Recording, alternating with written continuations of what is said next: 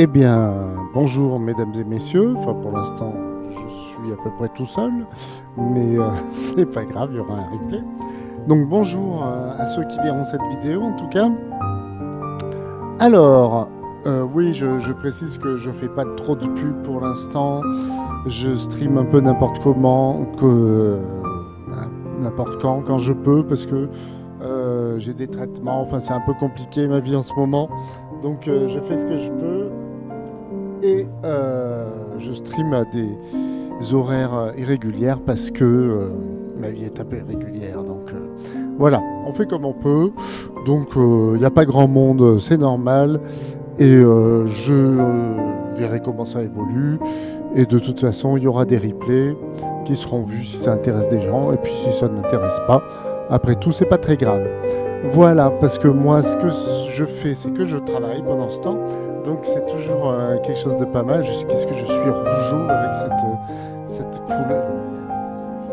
On va mettre des lumières bleues, peut-être que ça sera mieux. Voyons, hop, voilà. Ouais, c'est un peu mieux.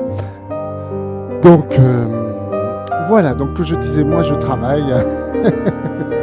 Donc je fais de la bande dessinée, qui est mon métier quelque part. Et je vais baisser un peu la musique, c'est un peu fort. Et je fais en ce moment une bande dessinée d'une planche, donc elle va être rapidement finie si je peux, pour une association qui s'appelle Act2See. Je vous en ai déjà parlé dans les streams précédents. Une association qui s'occupe de faire connaître au grand public les maladies génétiques liées à la vision. Voilà. Donc j'avais designé pour cette association toute une série de petites mascottes qu'on va retrouver dans la planche que je réalise en ce moment. Donc dans cette planche, on a tous ces petits animaux qui se retrouvent pour faire une course à pied, voilà. Sauf que, comme il y en a un qui ne voit pas bien, c'est Zeki le zèbre, il a peur de faire perdre son équipe. Voilà. Donc tout ça, c'est de la promotion pour les maladies rares génétiques liées à la vue. Donc pour moi, c'est intéressant. Et comme je ne parle pas tout le temps en travaillant, on va écouter pendant ce temps une vidéo tirée des REC, donc les rencontres de l'esprit critique à Toulouse. Je vous invite à aller voir ce que c'est sur leur site internet.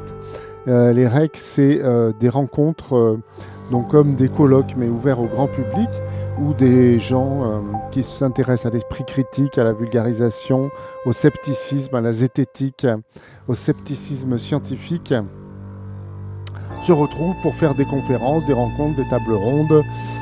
Voilà, il y a aussi des bouquins, des ateliers. Donc c'est super intéressant. C'est en général au mois d'avril à Toulouse. Et je vous invite à aller voir ça aussi si ça vous intéresse. Donc je mettrai plus d'informations, les liens notamment de la vidéo, ce qui vous donnera la chaîne YouTube et puis la possibilité d'aller remonter au site internet pour avoir plus d'informations là-dessus. Donc aujourd'hui, on va écouter une vidéo qui parle de recherche et de l'esprit critique, voilà, tout en dessinant donc la planche sur les maladies génétiques. Alors, les dernières fois, j'avais fait le crayonné de cette planche, et aujourd'hui, on va faire l'ancrage. Donc, pour moi, c'est toujours un peu excitant parce que ça fait longtemps que j'ai pas fait d'ancrage parce que bon, j'ai des problèmes médicaux, on va dire. Donc ça fait un moment que j'ai pas fait d'ancrage de planche, ça faisait un moment que j'avais pas fait de crayonné. Ça fait pas très longtemps que j'ai repris le stream non plus. Donc ça fait plein de trucs nouveaux. Donc je vais demander toute votre indulgence. Et puis voilà. Puis de toute façon on est là pour s'amuser et pas pour se prendre la tête. Donc alors j'ai ma casquette avec mes yeux parce que quand je travaille souvent je baisse la tête et on voit plus ma tête, donc comme ça vous permet de voir mes yeux quand même. Et on va partir, on va mettre la vidéo et tout ira bien, vous allez voir. Hop.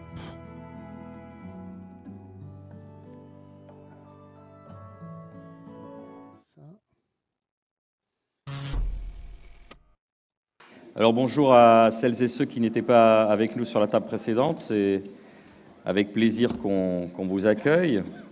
et pour les autres qu'on vous retrouve, évidemment. La deuxième table ronde, je l'ai dit, sera sur le thème de l'esprit critique et la recherche.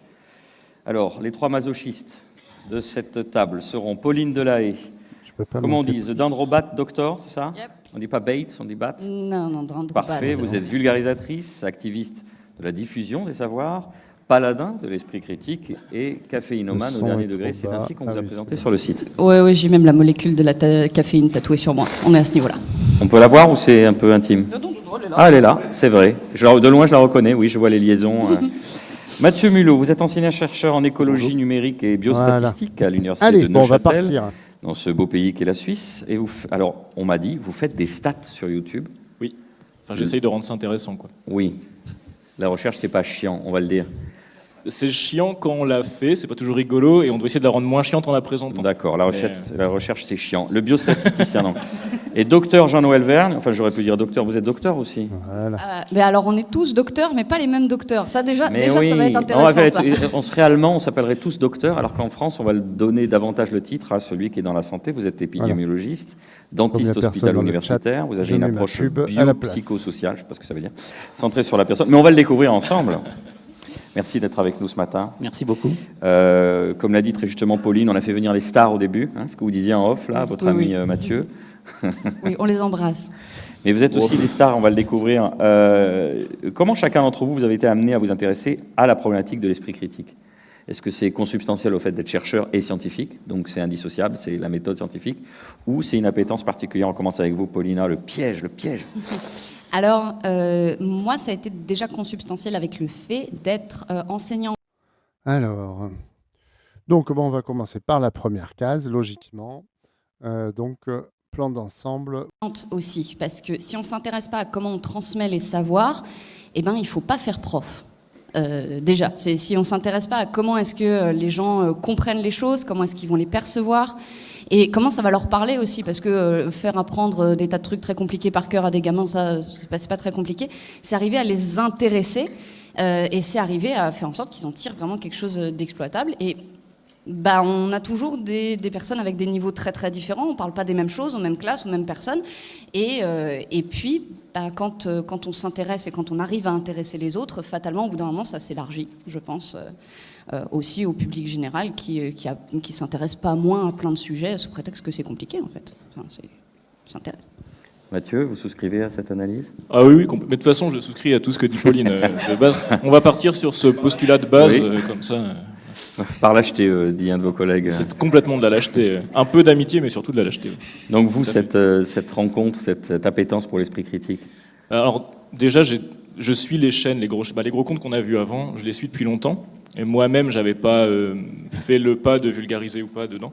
Mais ça avait vraiment avec le début de la pandémie et la quantité de conneries qui ont été débitées.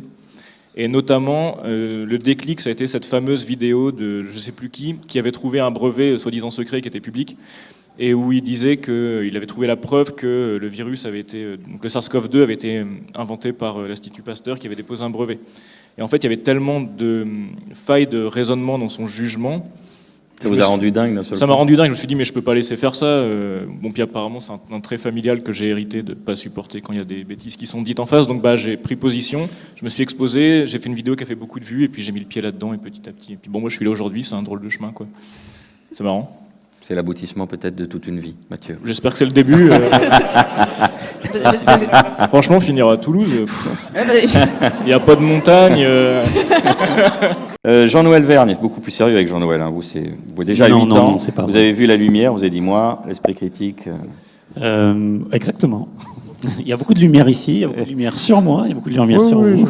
Je suis ravi d'être présent aujourd'hui devant un échantillon de population, j'imagine, pas mal biaisé quand même. Mais biaisé dans le bon sens. Ah oui. Ce qui va dans le vôtre. Dans le sens de celui qui va vers l'intérêt à l'esprit critique, et c'est la première étape quand on se penche sur des notions de réalité que de s'y intéresser d'abord. Je pense que tous ici présents, vous êtes profondément intéressés par ces notions de réalité. Comment moi j'y suis arrivé?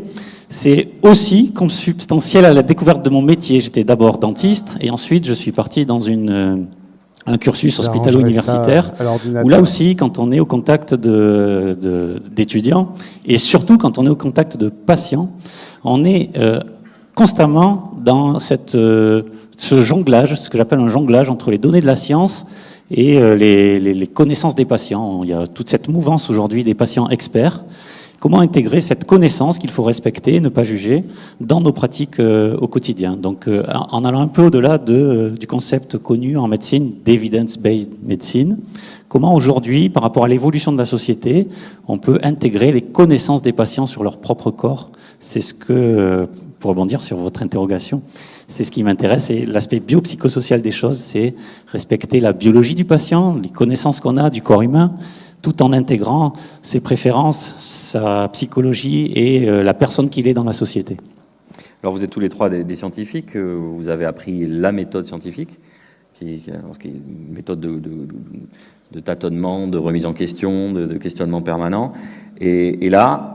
Donc on a vu qu'il n'y avait pas une méthode scientifique, il y avait des méthodes scientifiques qui dépendent de la pratique qu'on a, enfin qu'ils ont, parce que moi je fais de la BD. Donc, c'est pas la même pour un historien et pour un physicien, par exemple. Voilà. Donc, parler de la méthode scientifique, c'est un abus de langage. Pas grave non plus. Vous êtes confronté à l'épidémie de Covid, donc certaines bêtises sont dites, vous l'avez dit Mathieu. Qu'est-ce que ça a changé finalement dans vos interventions, le Covid, dans votre façon d'appréhender la recherche? Alors, dans la façon d'appréhender la Ma voix est un recherche, peu basse, ça n'a pas changé grand-chose. Je pense que ça a micro, mis en alors. lumière et ça a rendu visible et ça a rendu public des problèmes qu'il y avait dans la recherche, mais qui jusque-là étaient un peu... Il est à fond, je ne vais alors pas il dire que faut que c'était je un parle. entre-soi, parce que c'était pas qu'on voulait le cacher. Bah, ce qu'il faut, c'est que je baisse la vidéo aussi quand je parle, en fait. C'est ça qu'il y a. Tous les problèmes qu'il y a autour de certains financements, autour du mandarinat à certains endroits. C'était des choses contre lesquelles on se battait un peu en interne, mais c'était très compliqué de faire entendre sa voix. Et là, ça a un peu explosé à la tronche de tout le monde. Alors, c'était pas une bonne chose que ça explose comme ça. Mais maintenant, au moins, on a envie de se dire que le problème est à la face du monde et qu'il va falloir vraiment commencer à l'adresser. J'ai espoir, je suis une optimiste peut-être, j'ai espoir qu'on l'adressera pour le mieux et que ça va permettre de combler certaines failles qu'il y avait dans la recherche, non pas dans la méthode scientifique, mais dans les humains qui la font et qui, eux, sont très faillibles, comme tous les humains. Ça ne prend pas forcément ce chemin, puisqu'on voit que certains ont pris des libertés par rapport à justement la méthode scientifique, pour des raisons d'ego, pour des raisons de valorisation de leur institut, pour une raison de... Mais justement, en fait, c'est parce que la méthode scientifique a été hyper attaquée ouvertement, médiatiquement, et c'est un message qui a été reçu par beaucoup de gens. Et parce que c'est un message qui était recevable par eux. Et nous, d'autre côté, on doit se dire, non, en fait, c'est pas ça. Enfin, la méthodologie, c'est nécessaire, c'est ça qui garantit en fait le bon fonctionnement, le bon raisonnement de la recherche. Et on s'est dit, mince, il faut qu'on l'explique. Mais c'est pas quelque chose qu'on avait. Enfin, moi, j'avais pas vocation à expliquer ça au grand public dès le départ. Mais c'est parce qu'il y a une nécessité, je pense. Exactement, il y a une nécessité et vous demandez qu'est-ce que ça a changé par rapport à notre vie quotidienne. Moi, ça n'a pas changé la façon d'enseigner puisque j'enseigne la lecture critique d'articles et les essais cliniques randomisés. Par contre, ça a changé l'audience. Les étudiants qui étaient une dizaine dans l'amphi, ils étaient une cinquantaine dans les Zooms. Ça va dans le bon sens. Ça va dans le sens de l'intérêt des futurs soignants, dans la compréhension des mécanismes de causalité. On parle beaucoup de méthodologie depuis tout à l'heure. Clairement, la méthodologie qui intéresse beaucoup la population aujourd'hui, c'est la méthodologie de l'essai clinique randomisé. Essai clinique randomisé qui est beaucoup critiqué par certains intellectuels, alors qu'aujourd'hui en science, c'est l'unique façon d'appréhender la causalité de l'efficacité d'un traitement par rapport à un placebo. Vous nous rappelez rapidement ce que c'est ? On prend cet amphithéâtre, on le sépare aléatoirement en deux groupes. Donc aléatoirement, c'est important parce qu'il y aura, imagine-t-on, par l'effet du hasard, autant d'hommes que de femmes d'un côté, autant de personnes chauves que non chauves, etc. Le hasard distribuera plus ou moins bien les groupes entre les... J'ai des yeux de l'autre côté de la casquette qui collent beaucoup mieux, c'est bizarre. Voilà, j'ai mal mis celui-là. Hop, voilà. Bon, j'ai pas mis des yeux qui tombent à cause du thème de la BD, hein, ça n'a rien à voir. Voilà. les personnes entre les deux groupes. Et puis on teste un médicament par rapport à une maladie. Évidemment, il faut que tous les patients de cet amphithéâtre aient une maladie commune, donc il y a tout un échantillonnage au préalable. Et ensuite, on regarde dans le temps qui guérit mieux dans l'un des deux groupes. Bon, mais aujourd'hui, en science, malgré le développement des méthodologies en études observationnelles, on n'a pas trouvé d'autres méthodes et philosophiquement, je ne pense pas qu'on puisse en trouver d'autres, scientifiquement, que d'évaluer l'efficacité d'un traitement par rapport à un traitement de référence ou à un placebo ou à une absence de traitement. Mais pourquoi ça gêne certains chercheurs? C'est complexe, c'est difficile à mettre en œuvre, ça demande du temps. Qu'on commence à avoir des problèmes maintenant ou on attend 5 minutes? Non, on est dans le vif. Non, on a du des sujet, problèmes maintenant. Allez, on est parti. Ok. De On toute est dans- façon, Non, mais on a que 45 après, il y a minutes, aussi autre chose, c'est que les RCT, donc les essais cliniques randomisés, ils ont été attaqués sur la méthodologie parce que trop lourd, machin, mais ils ont aussi été attaqués sur le volet éthique. On a entendu dire que c'était pas éthique de faire des essais cliniques randomisés. Et ça, c'est une question. Moi, je suis pas éthicien. Je suis pas spécialiste en éthique du tout. Donc, c'est un peu ce qui se disait à la conférence d'avant. Moi, j'avais pas d'avis sur la question, en fait, sur le caractère éthique ou pas éthique des essais cliniques randomisés. Et en tant que chercheur, c'est difficile parce qu'on a l'habitude d'avoir un avis. Et là, il faut aller voir les chercheurs en éthique, en fait. Il y a des mecs qui ont des doctorats là-dedans, et ça fait 20 ans qu'ils étudient le truc, et eux, ils disent, ben si, en fait, c'est éthique de faire des essais cliniques randomisés. Et connaissant leur processus de recherche, qui est fondamentalement le même que le nôtre, il n'y a pas de raison de remettre ça en doute. Voilà, c'était juste une digression. Et pour la raison Pauline. de pourquoi est-ce que ça a été attaqué, je pense que justement parce que, c'est ce qu'on disait Jean-Noël, c'est un moyen qui est extrêmement fiable.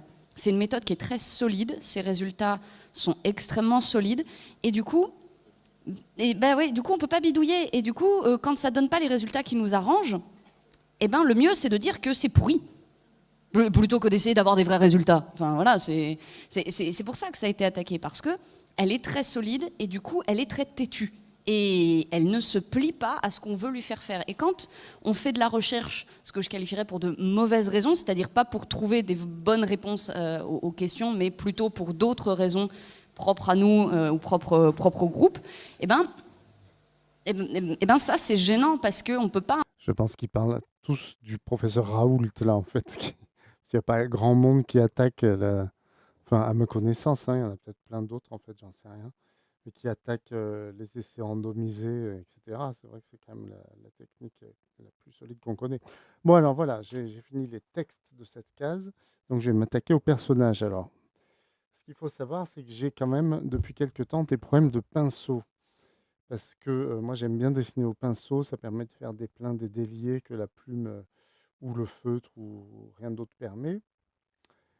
Alors, pour des raisons d'éthique, justement, animale, de bien-être animal, je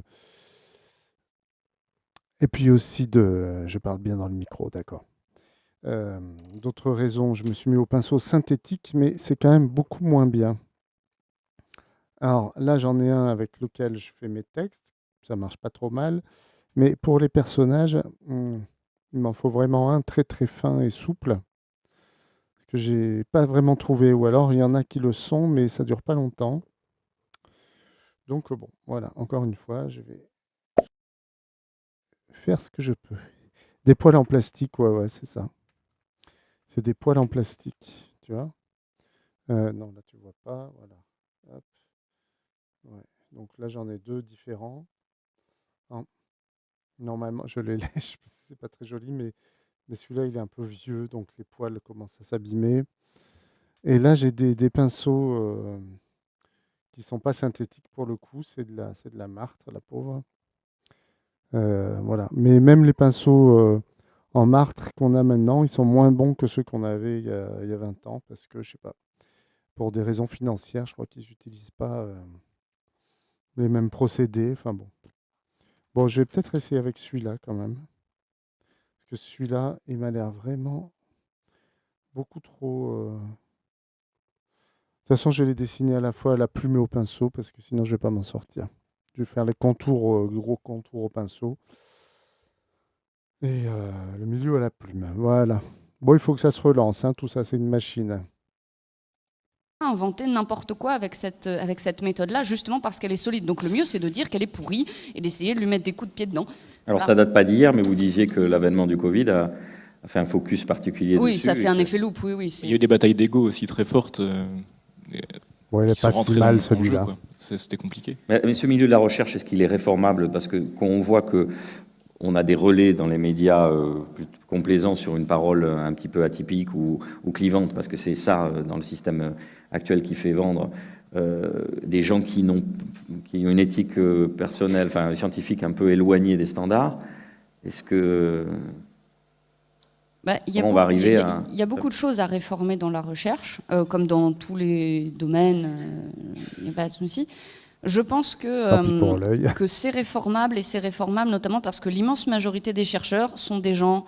Voilà, alors je vais nous jeter des fleurs un peu, mais voilà, il n'y a pas de souci. Sont des gens très passionnés, très investis, absolument sous-payés, et qui continuent à faire un métier comme ça pendant des années et des années, juste parce qu'ils croient profondément en ce qu'ils font. Et de fait, on peut quand même espérer que ces forces vives-là permettent que ce soit réformable pour le mieux, puisque cet acharnement existe. Et une Ouais. petite précision par rapport à cette réforme. On se croyait à l'abri depuis l'après-guerre avec toutes les maladies chroniques qui se sont accélérées en termes de prévalence à l'échelle des populations. On disait depuis très longtemps que aujourd'hui on est passé dans une ère de maladies chroniques, qu'auparavant c'était les populations souffraient de maladies aiguës, et qu'avec la découverte des antibiotiques, des traitements, aujourd'hui c'est le vieillissement de la population. Et donc on a toute une structure de la recherche et de l'enseignement qui s'est créée autour de la prise en charge des études, En termes de régularité, tu veux dire en termes de régularité de quoi? Du trait? Parce que oui, évidemment, la plume, c'est mieux, même le rotring, c'est encore mieux, mais c'est pas ça que je cherche en fait dans le pinceau. Moi, ce qui m'intéresse dans le pinceau, c'est justement l'irrégularité et puis le fait que ça fasse des pleins et des déliés, quoi. C'est ça qui est plus intéressant, je trouve.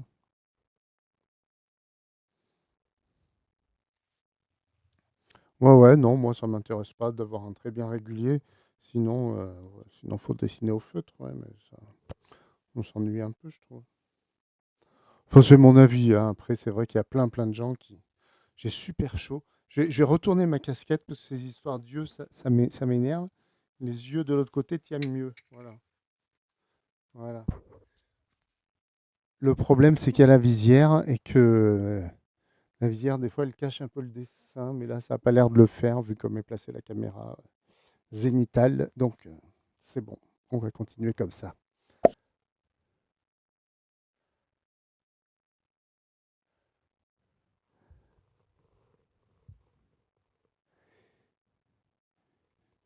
Tu trouves qu'un trait régulier, ça fait mystérieux, c'est ça? Ouais, moi, j'aime bien quand c'est organique, justement. des maladies chroniques. C'est-à-dire on avait toute la conception structurelle pour faire des essais cliniques chez des personnes où on avait le temps d'agir. Avec cette épidémie, ce qu'il faut réformer, c'est notre capacité scientifique et de recherche translationnelle à faire rapidement ce qui est dans un bon cadre méthodologique adapté aux maladies chroniques. Et les institutions se sont pliées à ces 30 dernières années à ces maladies chroniques. Mais aujourd'hui, ça intéresse aussi les... À la visière, ça fait plus mystérieux, ouais. Moi, sinon, en fait, ce que je fais souvent, c'est que je dessine les personnages euh, au pinceau, entre autres, et, euh, et les décors à la plume. Voilà. Parce que les décors, là, il faut... Enfin, ça dépend lesquels, mais quand c'est des bâtiments ou ouais, des bâtiments, il faut que ça soit un peu régulier, justement. Donc là, je fais à la plume.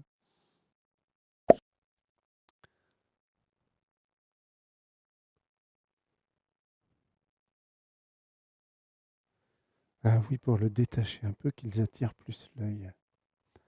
Qu'est-ce que tu détaches? Je comprends pas.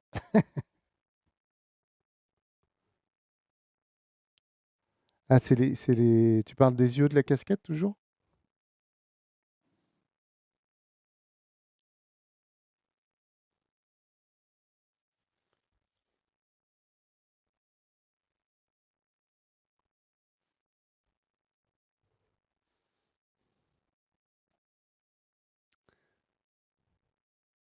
Oui, c'est ça, voilà, d'accord. Oui, qu'ils attirent plus l'œil. Et puis surtout qu'ils aient comme on disait, hein, comme tu disais bien, le pinceau c'est plus organique, donc pour des personnages, ça me paraît plus adapté, quoi, voilà. Et puis c'est vrai que ça les fait un peu plus épais souvent, parce que bon, pas forcément. Après, on peut faire des fois des traits très fins au pinceau aussi, hein, mais il faut un bon pinceau et qui soit neuf et tout ça. Donc, sinon, ce que je fais des fois, c'est que je fais l'extérieur, le contour du personnage au pinceau et l'intérieur à la plume, quand il y a des petits détails. Mais en fait, ça dépend. Voilà. Des fois, je me retrouve à faire des traits super fins au pinceau, donc je fais tout au pinceau.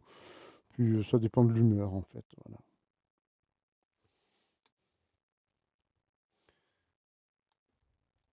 Les maladies aiguës, cette pandémie de Covid-19 est quelque chose d'aigu qui arrive pour la première fois depuis très longtemps dans une société qui a aussi évolué vis-à-vis du risque.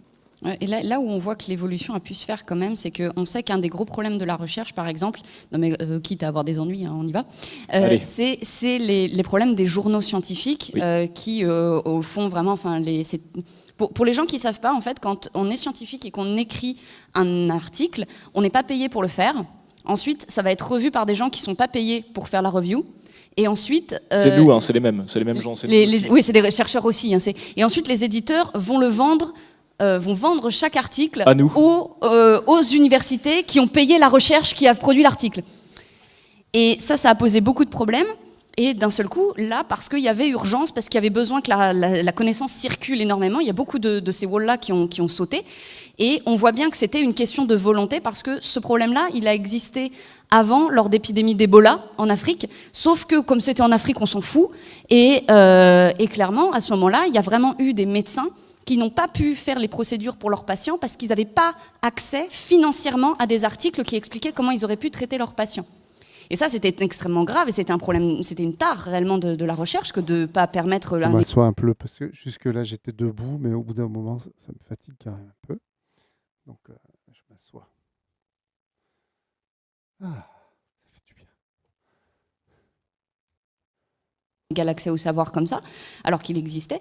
Et là, l'urgence a fait que ça a un peu sauté, qu'il y a eu des systèmes autres qui ont été trouvés. Il y a une hackeuse aussi, kazakh, qui a monté Sahib. Oui, il y a beaucoup de soutien. Maintenant, les soutiens vers Sahib sont en train de devenir publics. Et puis, il y a eu il y a eu des archives beaucoup plus ouvertes. Enfin, voilà. Donc, on voit bien que lorsque le système y est poussé, il finit quand même des fois par lâcher du lest. Donc, on finit par se dire qu'à force de donner des coups de dents, il va bien finir par s'adapter, quoi. Après, il y a un problème. Le système scientifique, je ne sais pas si vous voyez comment ça marche au niveau des carrières, mais en gros, la recherche, c'est beaucoup de postes qui sont très temporaires, avec des jeunes chercheurs qui sont renouvelés beaucoup, et il y a très peu de postes fixes. Et pour avoir des postes fixes, c'est des postes qui sont mis à concours, et les conditions du concours nécessitent d'avoir beaucoup de papiers publiés, et des papiers qui sont très cités. Ce qui, de fait, va sélectionner des gens qui ont beaucoup de papiers, et la plupart des gens, l'immense majorité, font un travail très honnête. Mais fondamentalement, on va retrouver dans ces postes en place, parfois, des gens qui ont bâti leur CV sur des études potentiellement frauduleuses. Alors, on a un certain Didier R de Marseille qui vous écoute. Comment il peut faire autant de publications, justement, parce qu'à un moment donné, ça devient des stakhanovistes de la publication. Il y a forcément nul besoin d'être grand clerc ou scientifique. Donc quand même, au bout d'un moment, il est cité. Hein, le mec dont ils ont peur depuis le début. C'est étonnant. Hein. J'ai l'impression qu'il y a moins cette peur quand même maintenant des scientifiques depuis 2021 de se prendre des procès, vu que voilà, le ménage a été un petit peu fait quand même à l'occasion de cette pandémie, quoi. Pour voir qu'il y a un problème quelque part. C'est plus que ça, on a fait le calcul, on en parlait avec Thibaut Fiolet tout à l'heure. Voilà. On a fait le calcul en 2013, je crois que c'était l'année 2013, il a fait techniquement une publication tous les 2 jours, et 2 jours calendaires, pas les 2 jours ouvrés. Voilà. Ça, c'est le temps qu'il vous faut pour faire le plan, quand vous avez déjà les études. Donc, et je ne sais pas quand est-ce qu'il fait les études dans cette histoire. Donc, on voit bien qu'il y a un vrai... Et la vraie question, c'est comment est-ce que ça a pu passer? Parce qu'à la limite... Ah ouais, bah ça... Donc il y avait une émission de culture générale hier, et ils ont parlé dans une question d'un avocat qui a fait toute une plaidoirie sur ChatGPT et qui a cité des articles de loi imaginaire face aux juges. Ouais, ça risque d'arriver malheureusement Bah, de plus en plus, quoi, avec les voilà, avec les intelligences artificielles, tout le monde va faire ça, enfin plein de gens vont faire ça avec, hein. C'est vrai que moi je m'en sers pas du tout, pour des raisons environnementales notamment, parce que sinon ça m'amuserait plutôt, hein, mais enfin pas pour la BD, parce que les dessins je les trouve pas très intéressants en général, mais souvent ils sont spectaculaires mais pas très intéressants. Et puis bon, voilà, c'est fait en volant le travail des artistes évidemment. Donc j'évite, voilà, j'évite même j'évite de poser la moindre question. Mais bon, tout le monde ne va pas faire ça, quoi, c'est évident, hein, donc bon, va falloir s'y habituer. Que lui, il dise n'importe quoi peut-être, mais comment est-ce que ça a pu passer au travers de la surveillance? C'est ça la vraie Alors le vrai comment, fond de la Pauline? question. Il y a de la complaisance, il y a une volonté que la France soit bien classée sur le plan de la recherche, quitte à ne pas être regardant. On a vu récemment que Frédéric Vidal, qui est la ministre en charge de l'enseignement supérieur, a cité les deux études les plus citées françaises. Il y en a une qui est frauduleuse, qui est celle, enfin, qui est Avec un réputée frauduleuse. rétropédalage d'anthologie derrière, c'était fabuleux. Ça. Oui, mais donc c'est pas qu'il y a il y a une tradition de se dire il faut quand même qu'on maintienne notre rang, il faut qu'on maintienne notre rang, même si la recherche, vous l'avez souligné, est sous-payée. Alors, Pauline Salette pour l'administratif, la mise en page. Moi, j'ai pas pris le pli, je suis pas du tout habitué, mais du coup, je suis méga lent quand je dois faire des devoirs à la maison. Ouais, t'es méga lent, mais du coup, tu utilises ton propre cerveau, quoi. Donc, à mon avis, c'est peut-être plus long, mais c'est un temps qui est bien investi, quoi, parce que ça t'aide à faire le boulot, quoi. Voilà. Donc à mon avis, c'est plutôt rentable. Alors, pour l'administratif, ça peut se discuter. Ouais, moi, c'est vrai que j'ai pas le pli non plus, mais j'éviterai aussi. Alors là, par contre, c'est vrai qu'il n'y a pas de plus-value vraiment à le faire au cerveau organique, l'administratif. Donc je comprends. Mais pour des raisons environnementales et philosophiques, j'évite aussi, quoi. Voilà. Bon, j'ai pas encore fait mon administration, ma déclaration pour, pour l'année, là, mais on verra. Je pense pas que je m'y mettrai, mais je sais pas. Même s'il y a des problèmes. Ouais, exactement. C'est même plus large que ça. C'est aujourd'hui le métier de chercheur. On est payé par les publications, en gros, que l'on rapporte à l'université. Quelqu'un qui travaille dans une entreprise, c'est l'argent qu'il ramène. Un chercheur, c'est les publications qu'il publie pour son avancement personnel et pour l'institution à laquelle il appartient. Ça, c'est dans le médical avec les points SIGAPS. Mais dans le non médical, on doit déposer. Donc la moitié de notre temps, en fait, on écrit des projets de financement qui sont souvent pas acceptés. Par exemple, sur les ANR, je crois que donc c'est la grande agence française qui donne les financements pour la recherche. Je crois que le taux d'acceptation, c'est un truc autour de 4%. Donc vous passez 3 mois à écrire un projet de recherche, vous avez 95% de chances de ne pas avoir le financement. Et c'est important d'avoir ça en tête parce que ça a des conséquences sur l'évolution de la société dont je parlais tout à l'heure. C'est-à-dire aujourd'hui, nous, chercheurs, on est comme des petites chèvres. Mais les devoirs à la maison, en plus les profs peuvent assez facilement s'en rendre compte, je pense, hein, si c'est fait par IA, et il vaut mieux éviter, je crois, hein, parce que ça travaille bien l'IA, mais si tu reprends pas bien derrière comme il faut, tu risques de laisser passer des trucs typiques de l'IA, et là, les profs peuvent te saquer, à mon avis, ils doivent pas trop aimer. Ils sont, je pense, encore de la vieille école, là, les profs. Ouais, pas pour la recherche, je parle d'organisation des docs pour la pagination. Ouais, ouais, ouais. Ouais. Oui, non, mais c'est sûr que ça peut aider, ouais. Mais bon, après, c'est une question d'habitude. Si tu prends l'habitude de le faire à la main, finalement, tu auras l'habitude et puis tu le feras assez vite. Et tu auras l'habitude dans ta tête d'organiser les choses, du coup. Donc, à mon avis, c'est pas plus mal, hein, mais bon, voilà. Et moi, je le fais pas pour des raisons philosophiques et environnementales, notamment, hein. Donc, c'est sûr qu'il y a des solutions faciles, mais qui ont des défauts, quoi. Disons qu'en plus, je suis dans un syndicat d'auteurs où on râle tout le temps sur l'IA parce que ça pille les auteurs et tout. Donc, je me sens mal d'utiliser l'IA pour quoi que ce soit, en fait, hein. Même si, bon, j'ai bien conscience que ça sera peut-être difficile d'y couper complètement dans les années qui viennent, hein.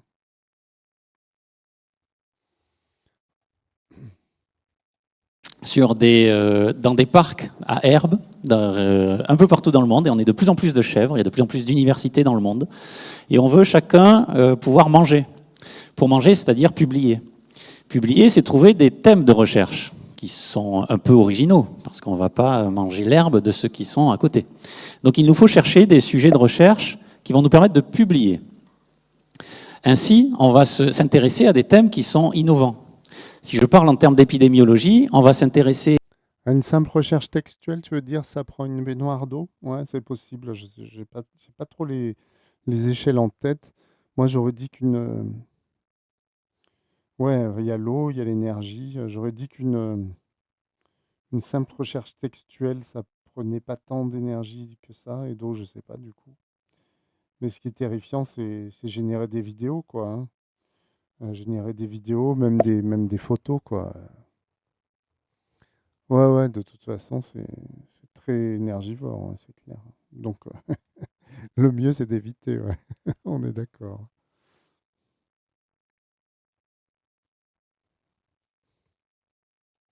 à des problématiques de recherche. Finalement, bon, la vidéo, elle m'intéresse quand même, donc je vais la laisser, mais je me disais, il n'y a pas de musique dans cette vidéo, donc peut-être je peux mettre un petit fond musical très léger. Qu'est-ce que tu en penses?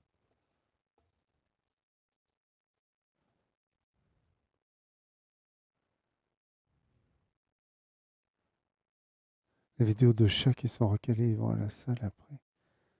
Ah ouais. Non, mais il y a des trucs rigolos, hein, ça on est bien d'accord, hein. Mais bon,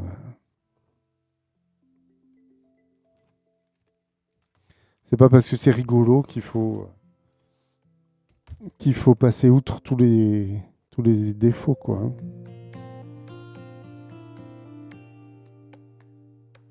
Ça, c'est Summer Breeze. Alors, je sais pas ce que c'est. Ça a l'air joli comme jeu. Qui n'ont pas encore été Ça, effectivement, c'est ce que tu disais sur le fait qu'il faut absolument publier des trucs qui sont significatifs. Il y a un boulot formidable qui est fait par d'autres chercheurs justement pour Oui, répliquer c'était les ironique. études, parce que quand une étude C'était ironique, je comprends, mais une étude toute seule, ça ne veut pas dire grand-chose. Il faut répliquer pour savoir est-ce qu'on a. je comprends que c'était ironique, mais en vrai, c'est vrai qu'il y a des rigolos, il y a des vidéos qui sont rigolotes. Même les vidéos des Égyptiens là, géants qui construisent les pyramides, moi, ça me fait mourir de rire. Et puis c'est super étonnant, quoi. Donc il y a une vraie nouveauté, il y a un vrai truc qu'on peut pas faire autrement, quoi. Donc c'est intéressant, mais est-ce que ça vaut le coup au regard des enjeux écologiques? Ouais, ça je suis pas sûr par contre, ouais. C'est fort la musique? Pourtant je peux pas tellement en baisser plus. Là c'est fort? Là j'entends quasiment pas moi. Si je Bien mets tout la- pris en compte, est-ce qu'il n'y avait pas un biais? La réplication, c'est important. Les études négatives, donc celles qui montrent qu'il n'y a pas d'effet ou qu'il n'y a Là, pas de t'entends la corrélation, musique qu'il n'y a pas de fort causalité, c'est important aussi. Mais celle-là, c'est beaucoup Ok. moins mise en avant. Il y a plein de chercheurs qui bossent là-dessus et qui font un boulot formidable, qui n'est pas du tout mis en avant, qui ne sert absolument pas leur carrière. Et de fait, on a aussi un problème sur comment est-ce que ces choses-là sont détruites. Parce que pour avoir quelque chose de significatif et justement d'exploitable, bah, il faut ces réplications. Et puis, il faut aussi les études qui sont en face et qui disent que là, non, on n'a rien trouvé, quoi. Et c'est là où on touche le point tangent, parce que parfois on va voir un truc pas significatif, mais presque. Donc ça pose aussi d'autres problèmes de considération sur la p-value, enfin peu importe. Mais on va voir un truc qui est tout juste pas significatif. Et là, on a la tentation du diable de se dire, ah, ce point de données-là, si je le retire, ma p-value elle passe en dessous de 5% et je peux le publier. Et c'est là où on arrive sur des dérives qui existent malheureusement, c'est ce qu'on appelle du p-hacking. Cette pensée vous a traversé déjà? Vous voulez qu'on en parle? Ou vous êtes resté...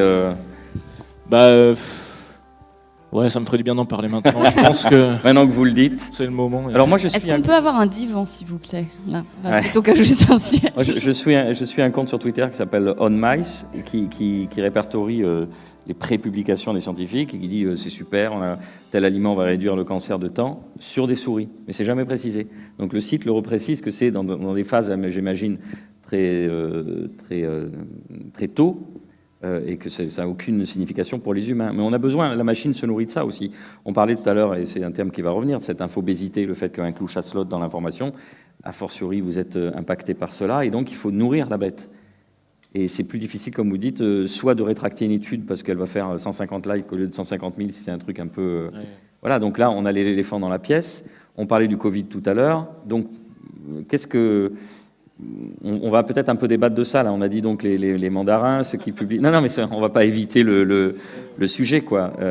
C'est d'ailleurs ce qui vous a fait rentrer dans l'arène, vous l'expliquez vous-même. Oui, non, c'est juste. Un sentiment de dégoût, de dire c'est pas possible, il faut quand même qu'on... C'était pas un long fleuve tranquille, hein, quand même. Il y a eu un petit peu de... C'était une année assez sportive sur le plan... Mais ça dit quelque chose de l'époque quand même. Ah oui, c'est sûr. Le fait que même la méthode scientifique soit tordue pour convenir à un agenda particulier, là encore souvent basé sur l'ego et sur la recherche de crédit ou de financement. C'est tordu à la fois parfois par la recherche, souvent par les politiques. Quand on voit par exemple la récupération qui a été faite de l'étude de Pasteur sur l'ivermectine sur 36 hamsters, l'étude en fait en soi femelle. Mais l'étude en soi est correcte, c'est-à-dire qu'on la lit, on comprend bah voilà, ils ont fait ça, il y a tel effet, OK, les implications. En tant que chercheur, on le voit, on se dit il y a pas de problème. Sur des hamsters. Mais la façon dont c'est amené dans le public, c'est ça qui est problématique, et la récupération politique derrière, souvent dans des discours populistes d'opposition au gouvernement ou aux politiques sanitaires, ça c'est très compliqué, moi je trouve, en tant que chercheur, de lutter contre. Parce que c'est pas notre espace, en fait, l'espace de discussion politique. Mais ça veut dire qu'on parle d'esprit critique et recherche, il va falloir investir cet espace. Ouais, mais c'est coûteux. C'est un peu ce qu'on a fait, en fait, déjà en expliquant aux gens c'était quoi une étude et comment est-ce qu'on la replaçait dans son contexte. Pourquoi est-ce qu'une étude toute seule, il ne faut pas s'emballer? Pourquoi est-ce qu'un préprint, il ne faut pas s'emballer? Même si ça peut être très intéressant, mais voilà. Et puis, je pense que c'était aussi important, du coup, de donner aux gens les armes pour comprendre ça. Parce qu'on leur dit, oui, bon, c'est un préprint juste sur une faible cohorte et puis il n'y a pas de placebo. La plupart des gens, il y a 3 points d'interrogation qui apparaissent au-dessus de leur tête et leur question, c'est très bien. J'y crois ou pas, du coup? Qu'est-ce qu'on fait? Et d'un seul coup, le vocabulaire scientifique a envahi complètement la sphère publique. Et on s'est dit, ça aurait été peut-être bien qu'on commence à expliquer aux gens avant de quoi on parle. Qu'est-ce qu'on est en train de raconter? Est-ce que le relais ne peut pas être pris par les vulgarisateurs? Alors, on ne va pas opposer. De toute façon, dès que tu mets de l'esprit critique dans une pratique, ça devient la merde. Parce que l'esprit critique, justement, c'est le truc qui va dire « Ah ben, vous faisiez tout le temps comme ça avant, mais est-ce que c'est bien? Est-ce qu'il vaudrait mieux pas faire autrement? Est-ce que... Voilà. » Et donc l'esprit critique, c'est vraiment le truc qui va inclure une dose de progressisme dans les pratiques, quoi. Alors la science, ça devrait être esprit critique par défaut dedans. Mais en fait, c'est pas forcément le cas, parce que, comme ils disent, il y a des pratiques, il y a des traditions, il y a des gens qui ont le pouvoir, et voilà. Donc voilà. Mais l'esprit critique, c'est ce qui vient chatouiller la tradition et qui provoque la réaction. Donc l'esprit critique, c'est un truc fondamentalement de gauche. Moi, c'est ça qui m'intéresse là-dedans. Et ça se voit pas tout le temps dans les gens qui défendent l'esprit critique. Mais l'esprit critique, c'est vraiment... tu fais ça, mais est-ce que vraiment c'est bien? Quelles sont tes raisons de le faire? Est-ce qu'on pourrait pas mieux faire? Pourquoi fondamentalement tu le fais? Est-ce que c'est une bonne raison? Est-ce que... Voilà. Et ça, c'est ce que devrait faire la science. Hein. Mais bon, la science, quand on dit la science, là, on parle de la communauté scientifique, quoi. Donc, comme le disait, ça devait être Richard Monvoisin qui disait ça dans une vidéo précédente. La science, ça veut dire plusieurs choses. Donc, la science, dans le sens la recherche, les pratiques, les théories, tout ça, c'est de l'esprit critique. Mais dans la réalité, les chercheurs, l'organisation de la recherche, ben là, c'est des pratiques humaines, donc qui ont forcément besoin d'une dose d'esprit critique régulière pour ne pas partir en vrille. Et là, la science, elle est aux mains de libéraux, comme on l'a dit et redit, vu que les gouvernements sont libéraux, donc il y a moins d'argent. Donc c'est l'histoire du publisher perish, voilà, donc ça devient vite n'importe quoi. Et voilà. Bon, je ne sais plus pourquoi je partais là-dedans. Je réagissais, hein, c'est un react. C'est ce qu'on a fait à la table précédente. Enfin, on posait une question en passant de dire voilà, scientifique vs vulgarisateur, ou alors on s'épaule, ou alors on est complémentaire. On peut être les deux. Parce que vous n'avez pas forcément le temps de tout débunker. Alors déjà, oui, il y a une complémentarité, je pense, qui est forte. Déjà parce que de la même manière que à l'université, on a des enseignants-chercheurs qui sont pas forcément toujours bons parce qu'ils sont peut-être des très bons chercheurs et pas toujours des bons enseignants. Parfois, c'est pas être mauvais dans sa discipline qu'être pas bon dans tout. Et il y a des chercheurs qui sont d'excellents chercheurs et qui sont impanables quand ils parlent. Voilà, et on les aime quand même. Mais la question, c'est... ça va, toi tu fais des maths alors, hein, donc c'est... Oui, pardon.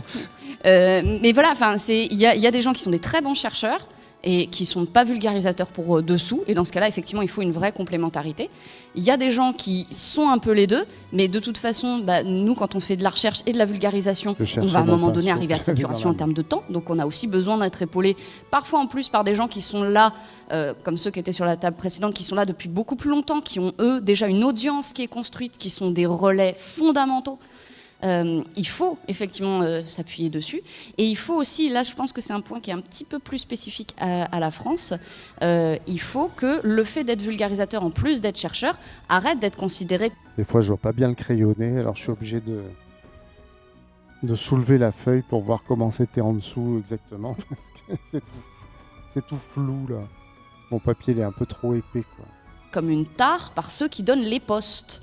Parce qu'à l'heure actuelle, quand vous êtes vulgarisateur, on vous dit oh, c'est quand même... ça commence à changer quand même. Ouais, là, ça commence à changer, mais c'est des choses qui, avant, faisaient que pour être un chercheur respecté, il ne fallait pas faire de vulgarisation. C'est dégradant. Donc forcément, on a des gens qui sont restés un peu dans leur coin. Et c'était très dommage. Et c'était très, très dommage. Et effectivement, ça commence à bouger. Le président du jury de ma thèse, qui maintenant est émérite, donc il s'en fout, mais a commencé à faire de la vulgarisation et des conférences comme ça au public à partir du moment où il a eu son éméritat et où il risquait plus rien. C'est-à-dire qu'il est à la retraite. Voilà, c'est ça. Et il est très drôle en plus quand il parle, mais pour de vrai. Enfin, il est très intéressant, mais il a commencé à faire ça une fois qu'il savait Vous ne voulez pas flinguer sa carrière en étant vulgarisateur? Une fois qu'il était sûr qu'il était en sécurité. Ouais. Mais c'est un discours que j'ai entendu aussi de la part de personnes que vous voyez très médiatisées dans la crise du Covid et avec qui j'ai eu l'occasion parfois d'échanger, qui m'ont dit à la place de machin, à cet état dans sa carrière, je ne sais pas si j'aurais fait ce qu'il a fait, quoi. Après, la question fondamentale qu'on se pose, Pauline, c'est on en est où de ce suppositoire de l'Institut Pasteur? Alors, le suppositoire, c'est le Clofoctol, c'est l'Institut Pasteur de Lille, qui n'est pas tout à fait lié à l'Institut Pasteur, c'est deux parties séparées. Et à l'heure actuelle, ils sont sur les essais sur les humains. C'est en lien avec... alors pour partie de la cohorte. C'est en lien. Alors il faut faire partie de certains hôpitaux qui sont autour de Lille. Toulouse, Lille, oui. Ouais, ça, enfin voilà, c'est tout ça pour un suppo, ça fait un peu long quand même. On va pas se mentir là. J'ai envie de dire, ça fait un peu mal au cul. Mais c'était... Je sais pas si j'aurais tenté à ce stade-là de ta carrière, tu vois. J'étais pas sûr. Je me suis dit, je la glisse, on verra si elle fait un. Non, ça non plus.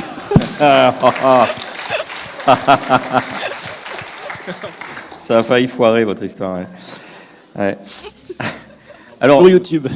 On est souvent, et on va le voir dans toute cette journée, vous les experts, vous êtes souvent entre le marteau et l'enclume. Vous disiez, il y en a un côté, vous êtes chercheur, il y a les vulgarisateurs, il y a aussi une prolifération de spécialistes autoproclamés qu'on trouve comme des champignons après la pluie, qui ont un avis sur tout, des éditorialistes et le reste.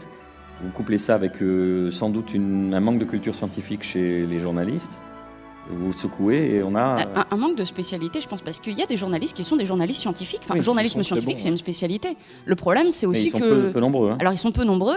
Et après, cette spécialité existe. On en connaît quelques-uns. Et pour ce que j'ai pu voir du travail qu'ils faisaient, c'était plutôt du bon travail. Voilà. Après, souvent, ils nous consultent, en fait. Enfin, ils vont consulter des chercheurs.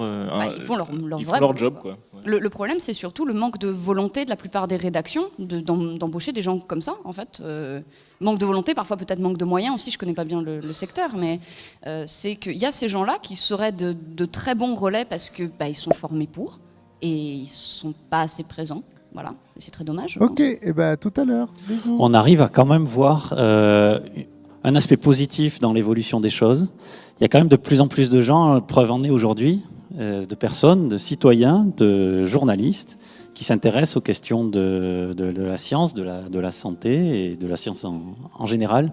Et si on veut rester optimiste, je pense que en continuant de tels événements comme aujourd'hui, en incluant davantage massivement à l'école primaire, au collège, au lycée, l'apprentissage à la pensée complexe, peut-être arrivera-t-on à améliorer les choses en termes de recherche, en termes d'évolution de Ça veut dire de la qu'on société. on a du mal avec la pensée complexe. On a énormément de mal avec la complexité. Les scientifiques, normalement, ont une épistémologie qui est dans la pensée complexe, c'est-à-dire la relativité, c'est venu avec les sciences physiques, avec Einstein. Ce qu'on observe n'est pas forcément une réalité unique, c'est de la complexité. Donc aujourd'hui, être scientifique, c'est normalement savoir utiliser une épistémologie de pensée complexe. Maintenant, ce transfert de pensée complexe, dès le plus jeune âge, on n'est jamais trop jeune pour apprendre à respecter qu'on peut avoir des points de vue différents. Et Oui. que ce constructivisme philosophique est à la base des bonnes relations en termes de société. Je pense qu'on va quand même très petit à petit, vraiment c'est très lent, mais quand même on peut espérer en l'avenir avec davantage d'enseignement à la pensée complexe et non pas à la pensée binaire dès le plus jeune âge. Et encore une fois, je pense que le plus grand levier, c'est au niveau de l'éducation dès le primaire, j'allais même dire dès la maternelle en fait. Et je trouve l'élément fondamental dans l'éducation des enfants, c'est que c'est pas valorisé de dire je ne sais pas. Un enfant à l'école, quand on dit qu'il sait pas, c'est pas bien, c'est pas la bonne réponse. Alors que fondamentalement, nous, dans notre éducation de chercheurs, dans notre cursus, on apprend à reconnaître tout ce qu'on ne sait pas, et du coup les choses sur lesquelles on ne se prononce pas, pour ensuite aller chercher des informations qui vont nous permettre de savoir. Et parfois, on n'aura pas assez d'informations pour se faire un avis. Là où c'est le pire, je trouve, c'est les politiques, quoi. Tu sais, quand on leur dit, ou les journalistes, quand les journalistes leur disent c'est combien ça coûte un ticket de métro. Alors là, ouais, ok, ils sont censés le savoir, d'accord. Mais des fois, on leur pose des questions super techniques, combien on a de porte-avions, et quel est le taux de plus-value de la charge de je sais pas quoi par rapport au PIB réduit de l'inflation, machin, et ils sont obligés de répondre des trucs, sinon ils passent pour des tocards, mais en fait les politiques, ils devraient, bon, je digresse, hein, mais bon, on s'en fout, les politiques, ils devraient être là pour gérer, mais pour prendre des avis, pour se consulter, pour s'entourer de spécialistes, des bons spécialistes. Ils ne sont pas obligés de tout savoir sur tous les sujets. Ils sont juste là pour avoir une boussole. En fait, et là, ils n'ont plus de boussole, mais ils doivent absolument avoir l'air super malins, même si ça ne sert à rien. Et qu'en fait, c'est des crétins qui ingurgitent des fiches et des fiches pour faire les malins. Et il n'y a pas de colonne vertébrale politique derrière, quoi, vraiment politique en fait, c'est-à-dire une doctrine, un idéal, un projet pour l'avenir, un projet de société. Voilà, ça ils s'en foutent, ce qu'ils veulent c'est avoir l'air malin, voilà. Et ben moi je militerais plutôt pour qu'on ait des gens qui soient humbles, qui s'entourent, qui prennent les infos, qui consultent des scientifiques notamment, quand ils en savent pas, ce qui est forcément le cas dans beaucoup d'occurrences, plutôt que répondre à tout et puis avoir des réponses du coup clichés, répondre ce que veulent les gens et pas réfléchir quoi, profondément à ce qu'il faut pour la société. Enfin bon, évidemment, hein, quand je dis ça, ça a l'air évident, mais c'est pas le cas. Voilà, c'était mon petit coup de gueule de la journée. Mais il faut qu'on encourage plus dans la société de dire je sais pas, j'ai pas d'avis, je peux pas te donner d'opinion sur quelque chose pour lequel je n'ai pas assez d'éléments. Et là, ça demande une déconstruction. Oui. C'est très difficile. Dans le sens de l'humilité qui était évoqué à la table Oui. ronde précédente. Et aussi, j'aimerais insister sur ce point, l'esprit critique. Il y a souvent en filigrane derrière, esprit critique négative. Mhm. Vous voyez. Allez, on va passer à la case 2. On avance vraiment à grands pas. Très rapidement, ça fait plaisir. Putain, j'ai un œil. J'ai un œil qui se balade. Je vais le mettre là. Allez. Est-ce qu'on la voit là, la case 2 ? Il faut que je me mette comme ça. Allez, on repart dans les textes.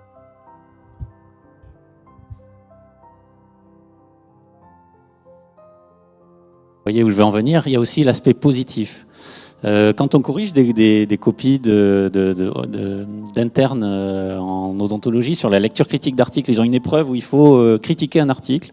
On s'aperçoit que la critique négative, elle est facile. Ils arrivent à voir les biais de sélection, les biais d'échantillonnage, très bien. Mais les meilleurs d'entre eux sont en fait ceux qui arrivent à voir dans un article scientifique ce qui est bon dans cet article. Vous prenez n'importe quel article publié dans le plus grand journal médical, il y a toujours des défauts méthodologiques qu'un épidémiologiste pourra critiquer. Toujours. Bon, des fois, il n'y a que ça. L'étude parfaite n'existe pas. Des fois, il n'y a que ça. Mais voir les aspects positifs d'un article qui, par ailleurs, a plusieurs biais, c'est une bonne base de réflexion. Parce que parfois, il ne faut pas tout jeter non plus.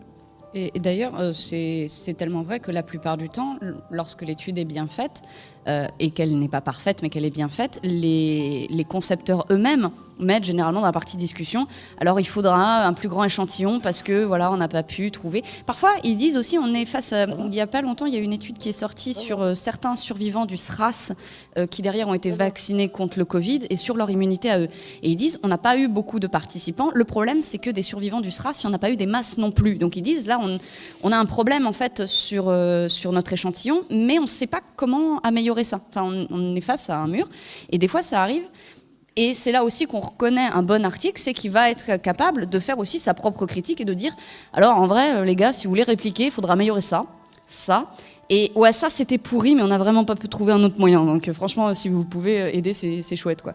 Et il y a aussi cette espèce de critique qui est pas facile non plus, de la même manière que c'est compliqué de dire, je sais pas, j'en sais rien, je vais demander à un collègue, qui est parfois de dire, j'ai fait ça, et il y a un défaut là, et il y en a un là, et il y en a un là, mais je pense que ça vaut la peine quand même. Parce que généralement, quand on est convaincu que ça vaut la peine, l'idée, c'est d'essayer de planquer les défauts sous le tapis.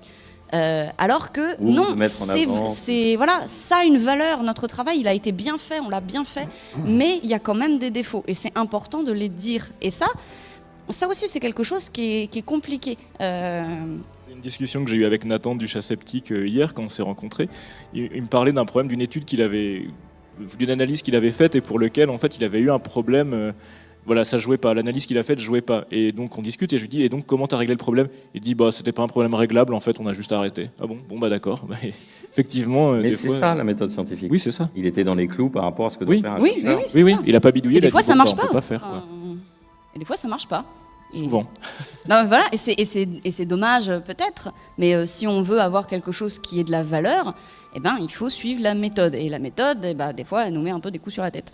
Alors, Et la méthode, clairement, dans toutes les recommandations d'écriture d'articles scientifiques, dans les recommandations pour écrire une discussion, il y a écrivez un paragraphe complet sur les limites de votre étude. Donc ça fait partie de la méthode même que d'identifier ces points limitants dans l'étude. Et quand ils n'y sont pas, c'est louche. C'est inquiétant même, ça veut dire que l'équipe n'a parfois pas réfléchi même à ces biais-là. Et ça, c'est gênant, ouais. Mais si je peux faire une analogie sur la méthode, en fait, ce qu'il faut comprendre, je ne sais pas quel est votre bagage scientifique, mais la méthodologie scientifique, c'est nos outils de savoir-faire. De la même façon qu'un boulanger doit respecter les règles de son métier, ou un maçon doit respecter les règles de son métier. Je veux dire, si jamais il y a un gros orage, et vous avez un maçon qui vous a construit un bel abri dans les règles de l'art, et puis un maçon qui a fait un truc tout pourri avec une méthode dégueulasse, vous avez vite choisi l'abri sous lequel vous allez vous mettre. Et en fait, la méthodologie en science, en recherche, c'est pas un luxe. C'est pas parce qu'on adore se casser le crâne. C'est parce que c'est ça qui garantit que l'ouvrage qu'on fait, il est de qualité suffisante. Voilà, c'était juste un point qui était important En tout d'adresser cas, comme analogie. Il est à ce moment-là la meilleure qualité possible. À ce moment-là. Comme dit Jean-Noël, c'est jamais parfait. Et c'est vrai ce que dit Pauline, c'est à ce moment-là. La méthodologie peut évoluer dans le temps, peut avoir de nouveaux outils, et un article qui est sorti il y a 2 ans peut être obsolète en termes de méthodologie, suivant sur quoi l'article porte. Et il faut aussi reconsidérer les études passées à l'aune des biais qu'on connaît aujourd'hui et dont on n'avait pas conscience à l'époque. Ça, c'est aussi difficile. Oui, c'est difficile, mais c'est nécessaire. Moi, il y a des trucs que j'ai écrits dans ma thèse, il y a des moments, je les relis, je fais, oh mon Dieu, pourquoi j'ai mis un truc pareil? Jamais Oh là relire là. sa thèse. Jamais relire sa thèse. Mais pardon, Astrid. Oh là là, non mais il y a des voilà, mais c'est important aussi de montrer que c'est pas parce qu'on a écrit sa thèse et d'un seul coup, ça y est, on est assis là et puis on bougera plus et puis on n'évolue plus et au contraire, on se plante tout le temps, mais c'est comme ça qu'on il y a une progresse. évolution permanente des connaissances. Alors, écoutez, je vous remercie tous les trois pour vos interventions parce que c'est l'heure de Nos Quelle heure il spectateurs peuvent poser leurs questions. On va vous applaudir déjà et je vais me déplacer avec un micro. C'est encore un petit peu.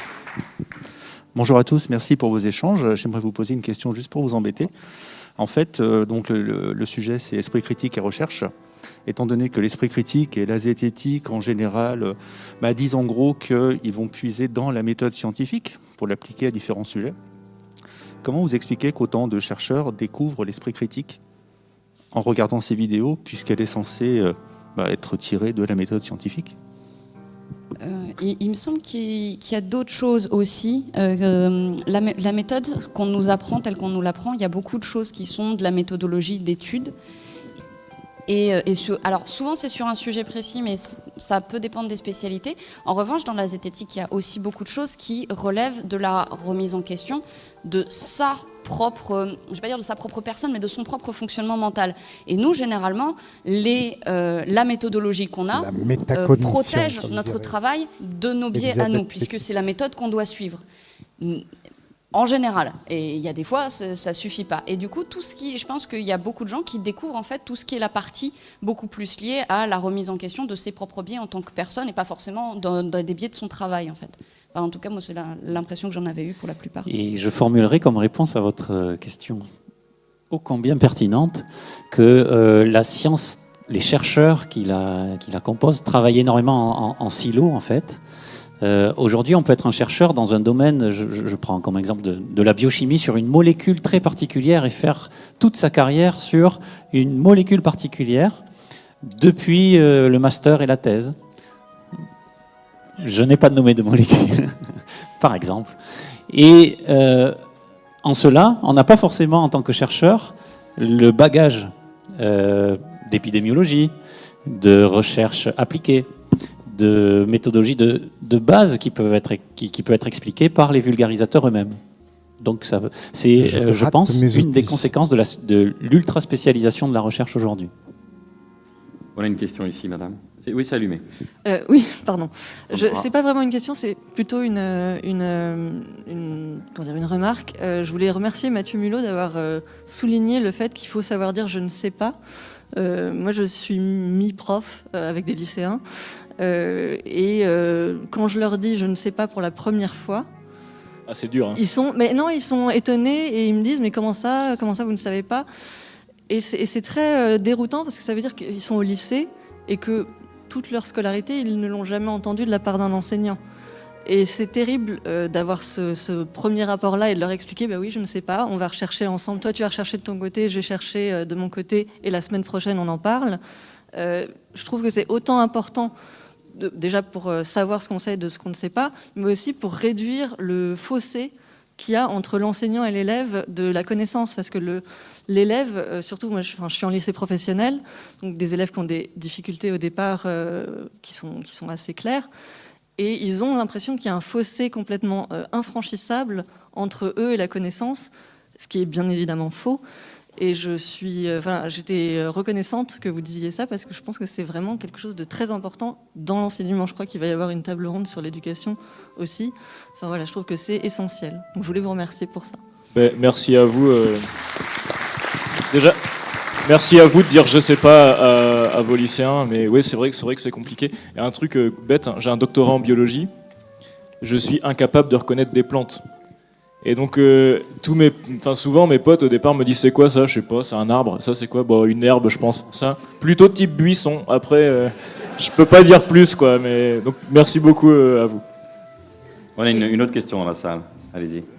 Oui, bonjour. D'abord, merci pour vos interventions.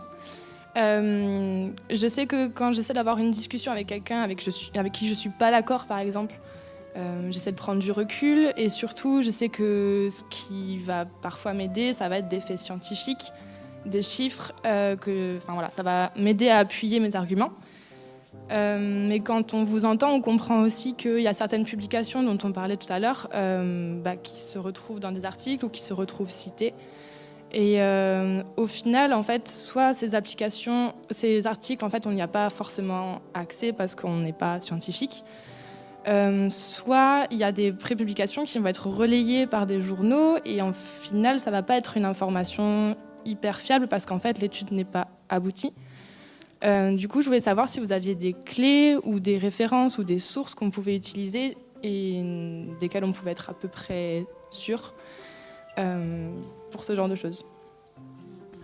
Je pense que c'est là notamment qu'il y a vraiment un rôle important à jouer dans du journalisme scientifique et des vulgarisateurs qui en fait vont servir de ce pont-là, parce qu'il faut bien se rendre compte que récupérer une étude, essayer de voir si elle est fiable, essayer de voir s'il y en a d'autres qui disent la même chose ou qui la contredisent, essayer de voir si elle n'est pas vérolée, savoir s'il y a des chercheurs spécialistes du domaine qui en pensent quelque chose en particulier, parce que des fois c'est un peu complexe, c'est quasiment un boulot à temps plein.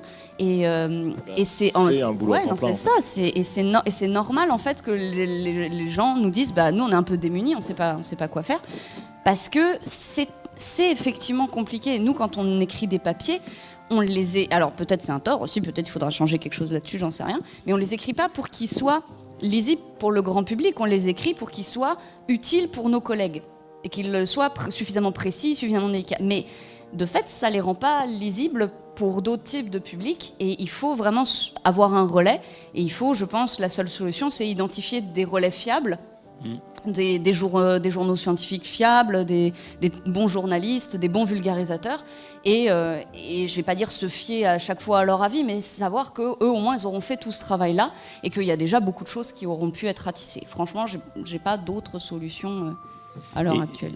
Et à mon avis, il faut bien avoir ça en tête en tant que citoyen. L'accès à la donnée primaire est important par mesure de transparence. Mais aujourd'hui, il y a tout un domaine de recherche qui n'est pas encore d'ailleurs assez pourvu en chercheurs, qui est la méta-recherche, qui est cette digestion de l'information dans une thématique précise. Quels sont les meilleurs traitements contre la Covid? Quels sont les meilleurs vaccins? Et cette étape de méta-recherche, c'est de la recherche à l'état pur. C'est-à-dire il y a les mêmes protocoles d'introduction, méthode, résultats, discussion, qui s'appliquent. Et on n'a pas assez en France, en Europe et dans le monde de méta-chercheurs qui digèrent cette information pour la mettre à disposition ensuite de vulgarisateurs qui seraient labellisés, j'aime pas trop ce terme, mais qui seraient dont le sérieux scientifique serait qui auraient fait leurs reconnu. preuves, parce que c'est comme tout en fait, c'est qu'au bout d'un moment ça a fait ses preuves. Si vous en avez qui passent leur vie à raconter n'importe quoi, vous savez que la fois suivante c'est même plus la peine d'écouter. Si vous en avez qui sont fiables sur le long terme, c'est la preuve par le temps aussi. Il y a un petit point qui est hyper important aussi, c'est que quand Pauline dit que les articles qu'on publie à destination de nos collègues, c'est les collègues du champ. On a tous une formation dans les sciences du vivant. Je suis incapable au premier abord de comprendre un article de Pauline. C'est pas que j'écris mal. Hein. C'est pas une question de compétence, c'est juste que c'est pas mon champ. Et là, en ce moment, j'ai travaillé l'an dernier, on travaille toujours ensemble avec une chercheuse en maths qui travaille sur les théories des graphes qu'on va appliquer au réseau trophique. On a passé 30 heures juste à se comprendre, à avoir un vocabulaire commun, pour savoir ce qu'on appelait, ce que ça voulait dire dans chacune des disciplines. Et alors qu'on avait envie de faire la démarche. Donc même nous, en tant que chercheurs, on n'a pas accès, on n'a pas une compréhension facile des articles qui ne sont pas publiés dans notre champ. Je vous parle même pas du moment où on doit faire ça entre langues différentes. En russe, sur les Amibatech, il y a beaucoup de trucs en russe. C'est très compliqué. Moi, le nom de ma discipline, il recouvre pas les mêmes champs en français et en anglais. Ouais, fais un effort voilà. aussi. Écoute, allez, mais-y du tien, je sais pas. On va prendre 3 dernières questions. Allez-y. Ma question, elle va rejoindre un peu ce qui a été abordé avant, c'est par rapport à la preuve. Parce que, alors dans mon entourage, il y a pas mal de gens du milieu alternatif militant pour qui la science, en fait, va apporter le discours officiel de l'opposition à leur bord politique. Et du coup, moi, je suis confrontée à la découverte de la démarche scientifique avec les échelles de preuve. Et je suis pas dans le milieu scientifique dans mon travail. Et les discussions que j'ai pu avoir, souvent, il y a une défiance aussi par rapport aux besoins de la preuve scientifique qui est ramenée dans le débat versus l'expérience personnelle qui, du coup, selon ce que j'ai compris, c'est la première échelle, c'est le premier...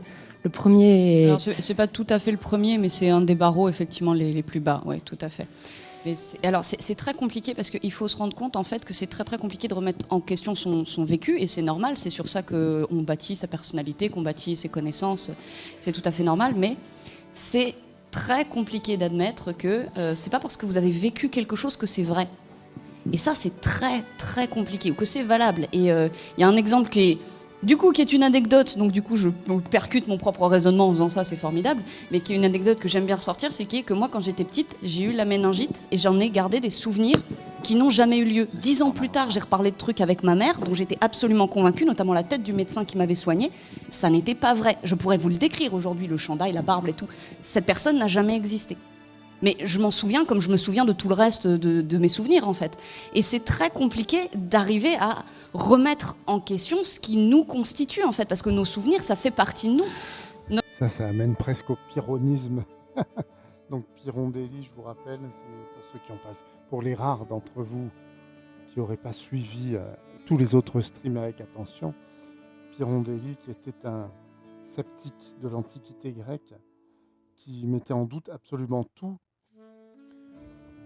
ce qui l'entourait, tout ce qu'il voyait, tout ce dont il se souvenait, et qui considérait que, ma foi, le monde n'existait peut-être pas, ou pas tel qu'il le voyait, qu'il pouvait rentrer, dit-on dans la légende, dans un arbre, parce qu'il n'était pas sûr de l'existence de cet arbre. Voilà. Et ça ramène aussi à ce qu'on appelle le solipsisme, qui est une forme de nihilisme qui dit... on n'est pas sûr que nous ne soyons pas seuls dans l'univers et que tout ce qu'on voit n'est pas le fruit de notre imagination. Voilà.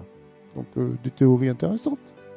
Notre savoir, ça fait partie de nous, nos expériences, ça fait partie de nous, et c'est très très compliqué de s'entendre dire que ça n'a pas de valeur scientifique. Ça ne veut pas dire que ça n'a pas de valeur, mais ça n'a pas de valeur sur l'échelle des preuves. Après, ça a une valeur d'indice, mais ça n'a pas de valeur sur l'échelle des preuves. Ça n'a même pas de valeur d'un point de vue judiciaire. Un témoignage tout seul ne constitue pas une preuve, par exemple.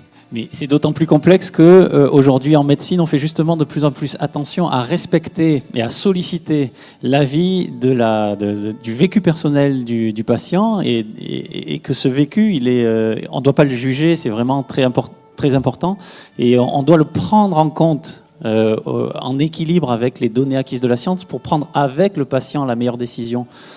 Ce qu'il a vécu, la douleur qu'il ressent, on ne peut jamais la contredire. C'est une réalité, c'est sa réalité et elle est respectable. À côté de ça, il y a les niveaux de preuve qui nous indiquent sur des questions plus de causalité, qu'est-ce qui va répondre le mieux. Et donc on va devoir jongler, encore une fois, avec le patient sans le juger et en lui faisant part de nos incertitudes. Un docteur qui vous dit « je ne sais pas trop encore qu'est-ce qu'on va faire », je pense que vous pouvez le garder, c'est un bon docteur, un docteur qui exprime des incertitudes et qui va vous accompagner. C'est pareil pour le raisonnement scientifique en fait. Ne pas juger dans un premier temps, essayer de comprendre à l'échelle individuelle et collective pour ensuite prendre des décisions adaptées à l'échelle individuelle et collective. Et du coup, j'ai juste sur 2 points, le fait que la science est un instrument politique pour une parole officielle. Très clairement, les politiques, ils auraient été très contents qu'on leur mette pas sous le pif toutes les problématiques environnementales, déjà. Et ensuite, au niveau de le vécu versus la statistique, il y a quelque chose, une expérience que vous pouvez très bien vous mettre dans la tête, par exemple sur les effets secondaires des vaccins. Quand ça arrive à des gens, enfin on a beaucoup de témoignages. Un exemple tout bête. Tous les enfants mangent des bonbons. La plupart des enfants mangent des bonbons, à peu près tous les mêmes modèles. En tant que parent, c'est pas un risque. Vous vous dites pas, bon, mon enfant mange des bonbons, il va rien lui arriver, quoi. Sauf que quand votre enfant s'étouffe avec un bonbon, d'un coup, vous allez dire, ah, ce bonbon, je veux plus en acheter. Je lui en donnerai plus parce que vous avez eu super peur. L'expérience que vous avez eue, elle est réelle, elle est vraiment traumatisante. Et d'un coup, vous remettez en cause la sécurité du bonbon. Mais le bonbon, à ce moment-là, il n'est pas plus dangereux ou moins dangereux. Ça reste le même bonbon. Et quand l'expérience vient confronter la statistique, c'est là où parfois il y a une friction. On va prendre vraiment 2 dernières questions rapidement, monsieur. Attention au bonbon quand même. Bonjour, merci pour votre... ça avec un dentiste, attends. Merci pour vos interventions qui étaient très pertinentes et très intéressantes. J'avais une question, moi, sur le côté être chercheur et vulgarisateur en même temps, transmettre le savoir et tout ça. Face à la montée des théories peu scientifiques, pour utiliser un terme alternatif, et et à la diffusion des fake news, etc., on voit que des gens à qui on essaie d'apporter des preuves scientifiques, à qui on essaie d'argumenter, à qui on essaie de justement de faire intervenir un peu cet esprit critique, cette démarche scientifique, trouveront toujours un moyen, malgré ce qu'on leur apporte, de dire non mais c'est pas ça, non mais il y a un groupe de personnes qui conspirent contre, etc., etc. Et c'est un problème qu'il est difficile de surpasser, et je me posais la question, est-ce que selon vous, il y a toujours moyen de faire ramener quelqu'un à l'esprit critique, ou est-ce qu'il existe vraiment des causes perdues? Et s'il existe des causes perdues, est-ce qu'il y a un risque qu'elles deviennent majoritaires à un moment De base, vous ne pouvez pas répondre à une interrogation émotionnelle avec quelque chose de rationnel comme ça de prime abord. Il faut d'abord construire la confiance avec l'interlocuteur, et c'est seulement une fois qu'il vous fait confiance, qui vous aime bien, qui sait que vous racontez pas trop de conneries, que là il écoutera vos arguments rationnels. Mais de prime abord, s'il a fondamentalement une peur, une émotion, et que vous allez en disant bah non, tu vois bien dans cette étude, si on retire tel patient, machin, c'est foutu quoi. Il y a aussi le fait, je pense, que lorsqu'on fait de la vulgarisation, c'est un peu comme la médecine, on ne le fait pas forcément pour les gens qui sont déjà très très loin, en fait. Il y a aussi un côté très préventif qui est non, mais c'est ça, qui est de donner les armes aux autres. Quand on se prend la tête avec des gens comme ça sur nos pages respectives ou sur YouTube, etc., c'est pas tant pour eux. C'est pour les gens qui sont en train de regarder le débat et qui ne sont pas encore convaincus par leurs arguments, mais qui pourraient le devenir si personne ne donne une réponse en face. C'est comme... Je ne veux pas pathologiser le truc, mais c'est pour donner une métaphore. C'est un peu comme n'importe quelle maladie prise à un stade précoce, tout le monde peut faire quelque chose. Il y a un stade où, oui, quand vous battez avec 25 métastases, c'est quand même beaucoup plus compliqué. Je pense également...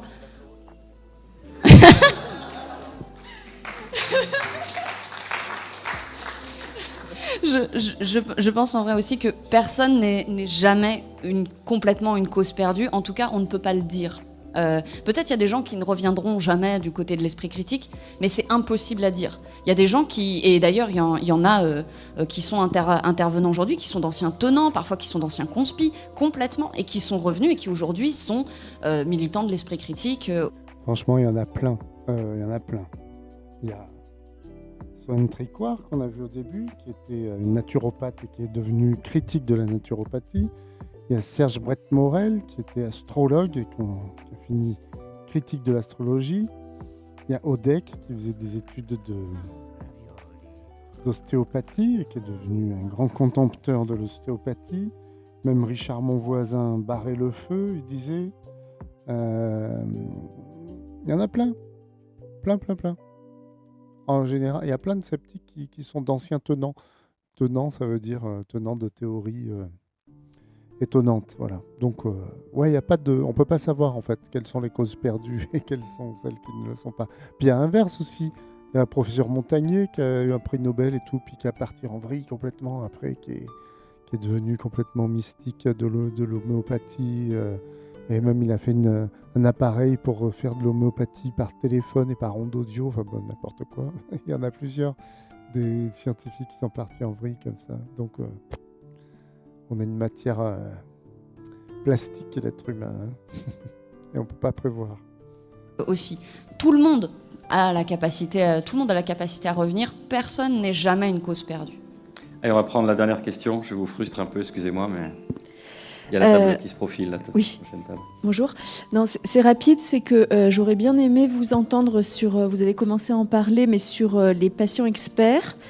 Parce que je me sens personnellement très ambivalente avec cette question, avec le fait que ça pourrait correspondre à quelque chose d'un point de vue démocratique qui me parlerait, et à la fois, je trouve que ça peut aussi avoir des limites dangereuses. Oui. Jean-Noël, ça. Exactement.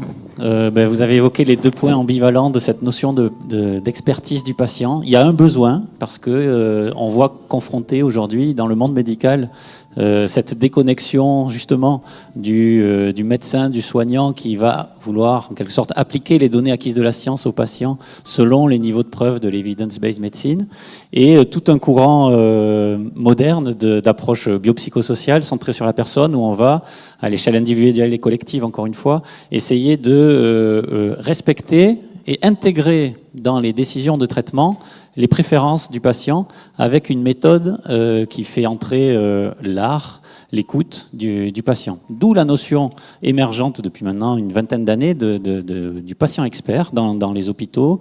Ça vient surtout d'Amérique du Nord, ça vient aussi en France. Et donc l'ambivalence que vous soulignez, elle existe. Il y a une nécessité de nous tous, on veut être écouté par des soignants qui nous écoutent, parce que il y a une multiplication des traitements, on veut pouvoir choisir celui qui nous convient le mieux, pas forcément celui qui va nous faire vivre le plus longtemps, par exemple.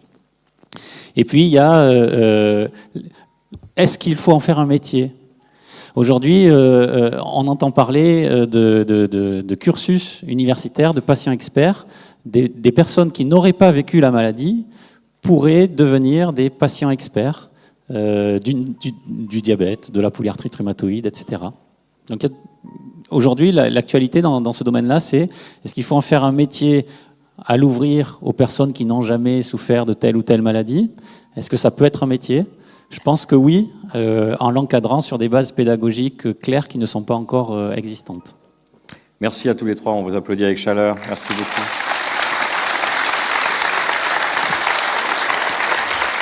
Alors on va laisser l'algorithme de YouTube, cet horrible algorithme, nous laisser voir ce qu'on va regarder après. Bon là je stream encore un petit quart d'heure.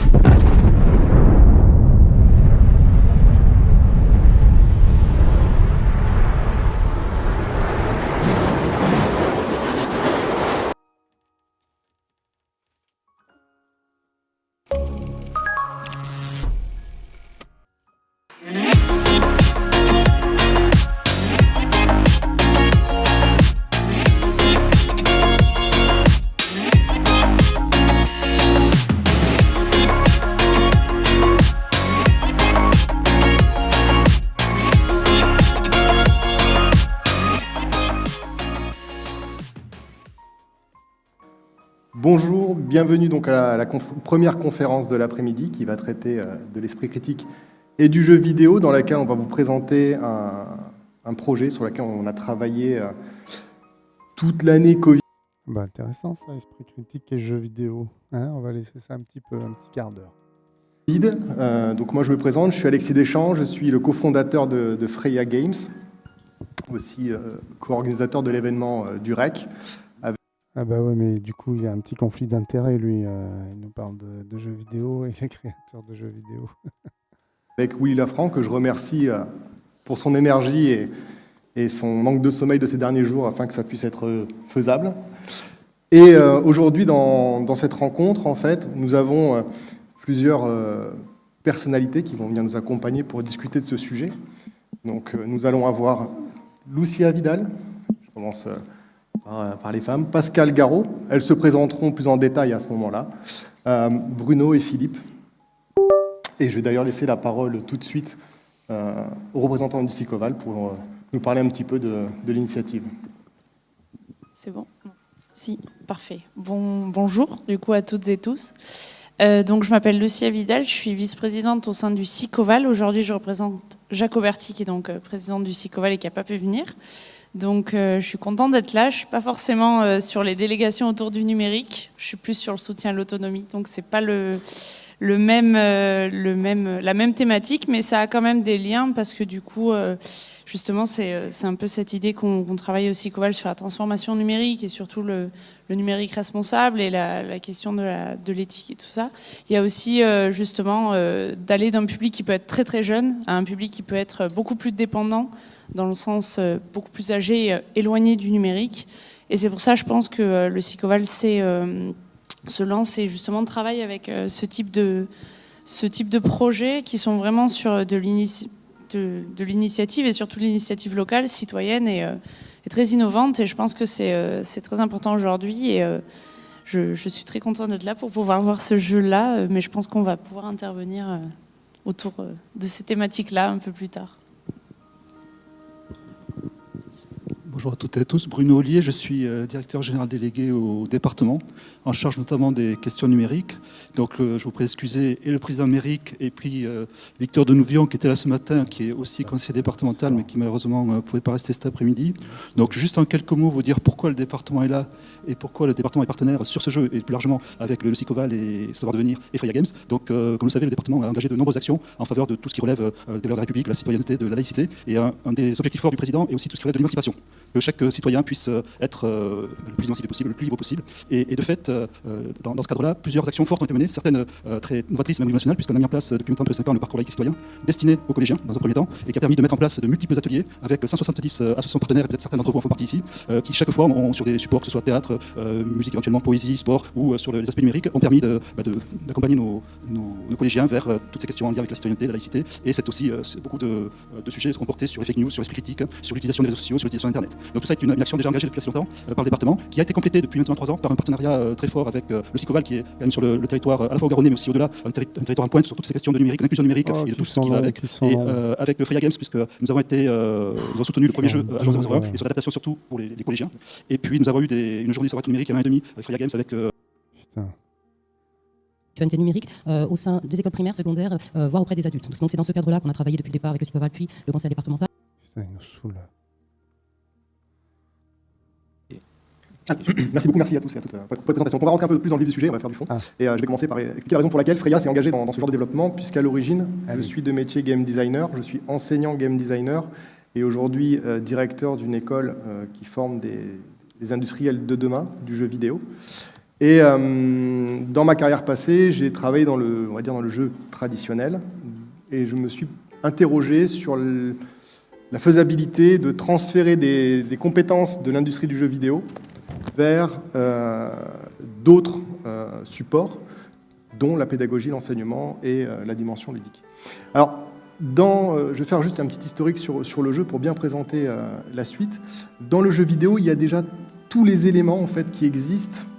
J'ai pris un exemple ce matin durant une conférence au Hackathon avec les Pokémon. Pokémon est un jeu qui a été développé par un game designer passionné d'insectes et qui a décidé de faire la collectionnite des insectes. Et avec mon associé Willy, une fois on a plaisanté en disant mais pourquoi des enfants savent retenir 150 noms de Pokémon complètement abscons et n'arrivent pas à retenir 10 ou 20 noms de dinosaures qui finalement ne sont pas si éloignés que ça. Et donc ce qui se passe en fait c'est le décorum, c'est la manière dont c'est amené. Peut-être qu'il n'y a pas encore eu un jeu qui vraiment mettait en scène les dinosaures, pour reprendre cet exemple-là, dans un contexte, dans une narration qui allait intéresser les enfants. Peut-être aussi que le contenu n'est pas adapté pour les enfants. Donc on s'est dit, ça peut être intéressant d'essayer de glisser et d'amener un peu toute cette ingénierie-là, entre guillemets, parce que nous ne sommes pas des ingénieurs, mais tout ce savoir-faire, cet artisanat, vers l'enseignement, vers la pédagogie comme un outil. Et là, je vais détailler un peu plus. Donc le premier sujet qu'on a traité, comme l'a dit tout à l'heure Bruno, qui était on va dire l'éducation sur Internet, on a bien pris l'angle de se dire on ne va pas traiter Internet comme un danger, mais on va le traiter Internet comme un sujet. Conduire une voiture, c'est pas dangereux, conduire une voiture, c'est dangereux. Ça dépend de comment on conduit la voiture. Donc, on a fait un constat que beaucoup quand on parle aux enfants et qu'on leur demande « Tiens, vous avez eu du contenu sur Internet ?» Oui, on a eu des fascicules, on a vu des émissions, on a écouté des gens. « Internet, c'est dangereux, il y a plein de pédophiles, il y a plein de gens mal intentionnés. » Oui, mais aussi Internet, c'est une manne incroyable de connaissances, de sujets qu'on peut développer, on peut en débattre, de partage. Et le jeu en fait partie. Donc, aujourd'hui, quand on a décidé de faire ce jeu, on a dit le jeu Serious Game, le constat qu'on fait du... Ouais, les dinosaures, c'est pas le truc qui retiennent le moins. Les enfants, en général, ils adorent les Pokémon et les dinosaures. Il y en a qui retiennent vachement bien les noms. Hein. C'est pas le truc le de l'industrie, c'est que le Serious Game est disponible uniquement et principalement depuis, on va dire, début des années 2000, avec l'avènement d'Internet, sur le web, en dématérialisé. La problématique d'avoir autant de jeux, c'est que c'est noyé dans la masse, tout comme ceux qui sont ici sont peut-être des gamers qui jouent sur Steam, et vous ne suivez pas les milliers de jeux qui sortent par jour sur Steam, mais bien les grands titres. Donc on s'est dit, il faut qu'on arrive à remettre du sens dans ça. Et qu'est-ce qu'on fait? Est-ce qu'on fait un jeu ou est-ce qu'on essaye d'apprendre des choses au travers d'un jeu? Et on a pris la deuxième partie et on a décidé, et pareil, hein, c'est un risque, de dire le jeu n'existe que s'il est dans un contexte physique, avec des gens autour de ce jeu, avec un accompagnement. Là, du coup, je rebondis sur ce que disait tout à l'heure Pascal, où effectivement, quand on présente le jeu aux élus, ou quand on va présenter le jeu aux enseignants, etc., on amène des formations avec, pour expliquer comment on va utiliser le jeu. Alors c'est assez étrange, mais une espèce de notice, qui n'est pas encore rédigée, mais qui le sera très bientôt. Dans nos formations, on va dire à l'enseignant, voilà, quand vous faites jouer les enfants, vous faites jouer 2 équipes, on va le voir après, pour l'instant, on laisse comme ça, je vais garder le voile jusqu'à la révélation.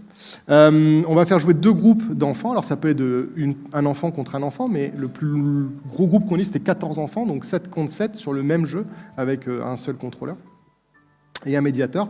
Et le rôle du médiateur est de passer en fait la parole et de faire, le mot était lâché, de l'infox, de l'intox, de savoir est-ce que tu as raison, mais pourquoi tu as raison, est-ce que tu es sûr d'avoir raison. Donc ça c'était sur Agent Data, et bien sûr sur Permis de penser, on retrouve les mêmes comportements. Donc le médiateur fait partie du jeu. Il est un acteur du jeu, sauf qu'il est dans la vraie vie, avec les enfants. Alors pourquoi je dis les enfants et pas les adultes? Parce que pour l'instant, les sujets traités par le jeu là ne s'adressent qu'au cycle 2, cycle 3. Free.ia, évidemment, ne fait pas que des jeux pour ce public-là, on fait des jeux pour les adultes, on traite la crypto-monnaie, on traite le journalisme, entre autres, on a traité le hacking aussi par le passé. Mais comme celui qui nous intéresse est celui-ci, on va parler un petit peu des enfants. Donc là, on va rentrer dans le jeu. Donc vous voyez, là, on a plusieurs protagonistes. On a le petit garçon, on a une petite fille, et on a voulu représenter un peu tout le monde, garçon, fille, un peu toutes les ethnies. On veut rester totalement neutre, on veut inclure tout le monde. Et puis, un personnage complètement farfelu qui est à côté, qui est le chat, qui est en fait le mentor dans le jeu, celui qui donne les questions. Donc là, on va pouvoir lancer le jeu. Et donc là, pour la petite histoire, en fait, cette production est une série épisodique. Et ça, c'est le 2e épisode. Le premier se passait au sein d'un univers futuriste. Là, on arrive maintenant en Grèce et on va traiter l'esprit critique. Alors, Socrate, évidemment, les sophistes. Ça nous a un peu inspiré. Donc, nos héros arrivent dans cet endroit et on va traiter de ces problématiques-là. Je vais vous expliquer derrière le décor. Voilà. Donc, en fait, comment se passe le jeu? Quel est le game design de ce jeu? Le jeu est une conquête de territoire, un peu comme un Splatoon en tour par tour, pour ceux qui connaissent. L'objectif est de prendre le plus de cases possible sur le plateau pour dominer l'autre joueur. Donc, il y a déjà une première notion de confrontation. Ça, c'est un comportement qu'on a voulu favoriser, parce qu'il amène des dynamiques intéressantes, comme le groupe qui ne joue pas va essayer. Alors ça, c'est true story. Hein, on l'a vu en playtest, on s'y attendait pas, c'était émergent. Les enfants qui ne jouaient pas donnaient des mauvaises réponses aux enfants qui jouaient. Et on est allé voir les enfants qui jouaient pas en leur demandant « Mais pourquoi tu dis ça? Toi, qu'est-ce que tu aurais dit ?» Et ils nous donnaient la bonne réponse. Ça veut dire que quelque part, quand les enfants n'étaient pas en action dans le jeu, ils avaient quand même la bonne réponse et ils essayaient de tordre le bras aux règles pour influencer leurs camarades. Et ça donnait des situations complètement folles où les enfants se criaient dessus, interagissaient, et ça créait une vraie dynamique au sein du groupe qui a favorisé en fait le fun dans le jeu. Et quand on constitue des équipes, dans les équipes, il y a la coopération, puisque les enfants vont s'interroger entre eux pour savoir est-ce que tu es sûr, moi je n'aurais pas dit ça, mais si, regarde, il faut faire ça. Et plus ils sont jeunes, et plus ils sont joueurs, et plus ils ont envie d'avoir raison et de vaincre les autres. Donc ça, c'est vraiment le principe de base. Pour ceux qui ont un esprit un peu plus affûté sur le game design, on va très vite voir qu'il y a une limite dans la stratégie. C'est-à-dire que la volonté du jeu n'était pas de faire un jeu complexe, on voulait faire un jeu accessible pour les enfants, surtout qu'il est conçu pour une expérience courte, 20 minutes maximum. Pourquoi? Parce qu'une séance, c'est environ 1 heure, que le temps d'attention des enfants, il n'est pas non plus illimité, et qu'il faut qu'il y ait un espace de débat derrière le jeu. Donc c'est hyper important que le jeu ne prenne pas tout l'espace-temps au sein de la séance, puisqu'on a bien compris qu'il se joue dans une structure. Donc, on a privilégié la tactique. Je prends des cases, j'essaie de bloquer mon adversaire, et ensuite, je vais remporter des points, et à la fin, on montre la domination du territoire. Donc là, en bas, vous avez les points de vie, donc vous avez 3 points de vie classiques. Quand je rentre dans le jeu, Donc, en l'occurrence, ça sera Sam, hein, le petit garçon. Dès qu'on active le personnage, on va arriver sur le plateau, et sur le plateau, on va avoir des thématiques. Donc là, je vais... Maryse, mon assistante, qui s'appelle Willy dans la vraie vie. Donc là, on zoome sur le plateau. Pourquoi ? Parce que c'est l'espace de jeu. C'est un espace discret, c'est-à-dire que ce sont les cases et pas le placement dans l'espace qui est important. Et on a des couleurs. Les couleurs sont des thématiques. Donc là, si on se balade un petit peu sur le plateau, questions sur le monde, questions sur les séances, questions sur la vie quotidienne. Lance, tiens, la vie quotidienne. Ça sera parfait pour moi. Alors, les thématiques et les questions, vous allez voir qu'il y a deux parties en fait, dans le jeu. Quand les joueurs jouent à Agent Data, quand on les observe dans les playtests, ils jouent vraiment au jeu. Et le but n'est pas de répondre aux questions. Le but est de conquérir le territoire. Et ça, c'est flagrant. Donc, c'était l'effet escompté, et on est très content, on a réussi. Par contre, quand ils quittent le jeu, le médiateur qui est là est aussi là pour favoriser ce type de comportement, ils s'interrogent sur ce qu'ils ont vu, et on se rend compte, et là Pascal, quand elle prendra la parole tout à l'heure, parlera peut-être de la rétribution qu'on a eue un an après sur les playtests qu'on a fait, où les enfants avaient retenu beaucoup d'informations après les premières parties. C'est-à-dire qu'ils ont joué, on les a réinterrogés sur des questions de près similaires quelques temps après, et il s'avère qu'ils avaient retenu pas mal de concepts. Pas tous, mais en tout cas pas mal. Donc là, quand on arrive dans cette partie-là, on a un système de cartes en bas et une question. Alors, les cartes sont toujours les mêmes, quelles que soient les questions. Donc, là, on en a 4 actuellement dans le jeu, plus pour la présentation, on a mis 4 questions, plus une question agent, vous verrez, on en parlera tout à l'heure. Et en bas, nous avons des cartes, les cartes sont toujours les mêmes. Donc on a j'ai de bonnes raisons d'y croire, je n'ai pas de bonnes raisons d'y croire. J'ai détecté un piège, ou j'ai vu un piège, pardon, et je ne sais pas. Alors, la rédaction des questions est assez complexe, et là, je laisserai discuter un peu plus Pascal sur ces sujets-là. Et la rédaction des réponses, les mots utilisés dans les cartes est tout aussi complexe. Et je prends un exemple, le « j'ai vu un piège », il y a de ça 3 semaines, c'était ni vrai ni faux. Sauf que quand on mettait un ni vrai ni faux face à une certaine question, ça ne marchait pas, dans le cadre de l'esprit critique. Donc, quand on regarde le jeu comme ça, on voit quelque chose qui est assez basique. On se dit, bon, ok, il y a des cartes et des questions, tout fonctionne. Sauf que derrière, le système est un peu plus profond que ça, puisqu'on a un système de pondération des réponses. Je vais illustrer. Dans Agent Data, où on parlait d'Internet, chaque carte, c'était vrai ou faux. Vous aviez 4 réponses. Vous pouvez avoir une réponse vraie et 3 réponses fausses, 2 vraies et 2 fausses, et vous avez compris le principe. Sauf que là, on parle de l'esprit critique et on ne peut pas avoir des choses aussi tranchées, parce qu'il y a peut-être des choses qui peuvent se discuter, en tout cas. Et la formulation des réponses ne se prête pas à des choses aussi manichéennes, noir ou blanc. Donc, on a mis un système où il va y avoir des nuances. Donc, plusieurs réponses peuvent être plus ou moins vraies, plus ou moins fausses. Voilà. La carte « Je ne sais pas », qui est tout à la fin, est un peu particulière. Et ça, c'est quelque chose qui était assez... Non, c'est pas inintéressant, leur jeu, hein. Ça me fait penser au jeu Cosmobacus que j'avais fait. Peut-être un jour je ferai une vidéo pour l'expliquer, puis pour l'envoyer à des éditeurs, parce que j'ai fait un jeu sur l'esprit critique aussi, qui a le même titre que ma BD, Cosmobacus. Et j'aurais voulu l'envoyer à des éditeurs, mais c'était compliqué parce qu'il fallait faire des vidéos et tout. J'avais pas trop de matériel, de ma connaissance à une époque. Mais là, maintenant, je fais des streams, voilà. Peut-être je le streamerai, les règles du jeu. Et comme ça, j'aurai une vidéo à envoyer aux éditeurs, finalement. Bon. Sur ce, c'est 5h30, c'est l'heure limite que je m'étais mise, parce que j'ai beaucoup de choses à faire et pas beaucoup de temps, et pas beaucoup d'endurance non plus en ce moment. Donc je vais arrêter là. Bon, j'ai pas beaucoup avancé, mais j'ai quand même un petit peu avancé, ce qui est bien. Donc je suis plutôt content d'avoir pu avancer, voilà. Et puis je reprendrai, alors quel jour on est là? On est samedi, donc prochainement. Alors, le mieux c'est de vous abonner à mon stream et puis d'activer les notifications quand je me connecte. Comme ça, paf, quand je me connecte, vous avez la notification. Si ça vous intéresse, vous pouvez venir voir ce qui se passe. Voilà. Et bien là-dessus, je vais vous quitter. Moi, j'étais content des vidéos, elles étaient assez chill, assez intéressantes. C'est pas le plus fun, hein, c'est sûr que c'est pas des vidéos de complotistes qui disent n'importe quoi. Donc c'est pas hyper rigolo, mais moi j'aime bien. Et puis ça permet de diffuser des vidéos intéressantes aussi. Donc pour moi, je fais une bonne action. Mais bon, c'est peut-être pas le mieux pour avoir beaucoup de viewers. Mais bon, c'est pas forcément mon but non plus. Donc on verra ce que je ferai dans le futur.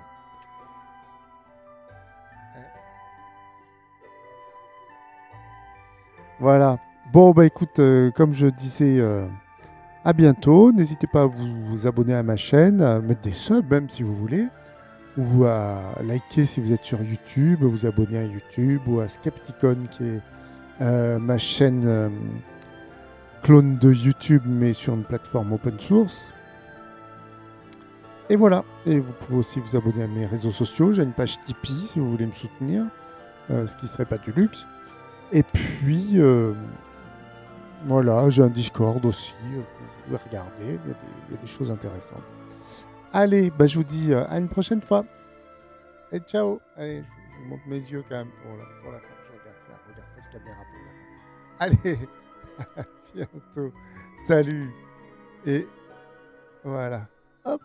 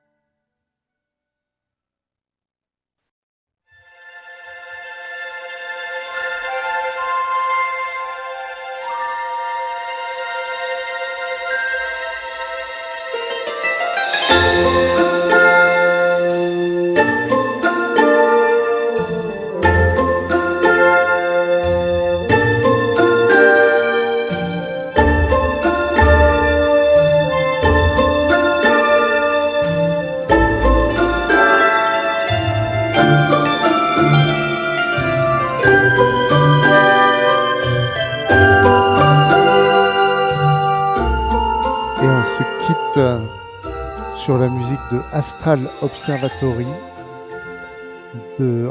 jouée par The Marcus Hedges String Orchestra, Majora's Mask. Voilà. Donc c'est une musique de jeu vidéo apparemment. Mais moi j'y connais rien en jeu vidéo. Mais je sais qu'on se fait pas striker. Et c'est des chouettes musiques, ça donne envie de jouer d'ailleurs. Voilà. Peut-être un jour je ferai des streams de jeux vidéo, allez savoir. Ça sera drôle vu que j'y connais rien. Tout le monde pourra se moquer de moi.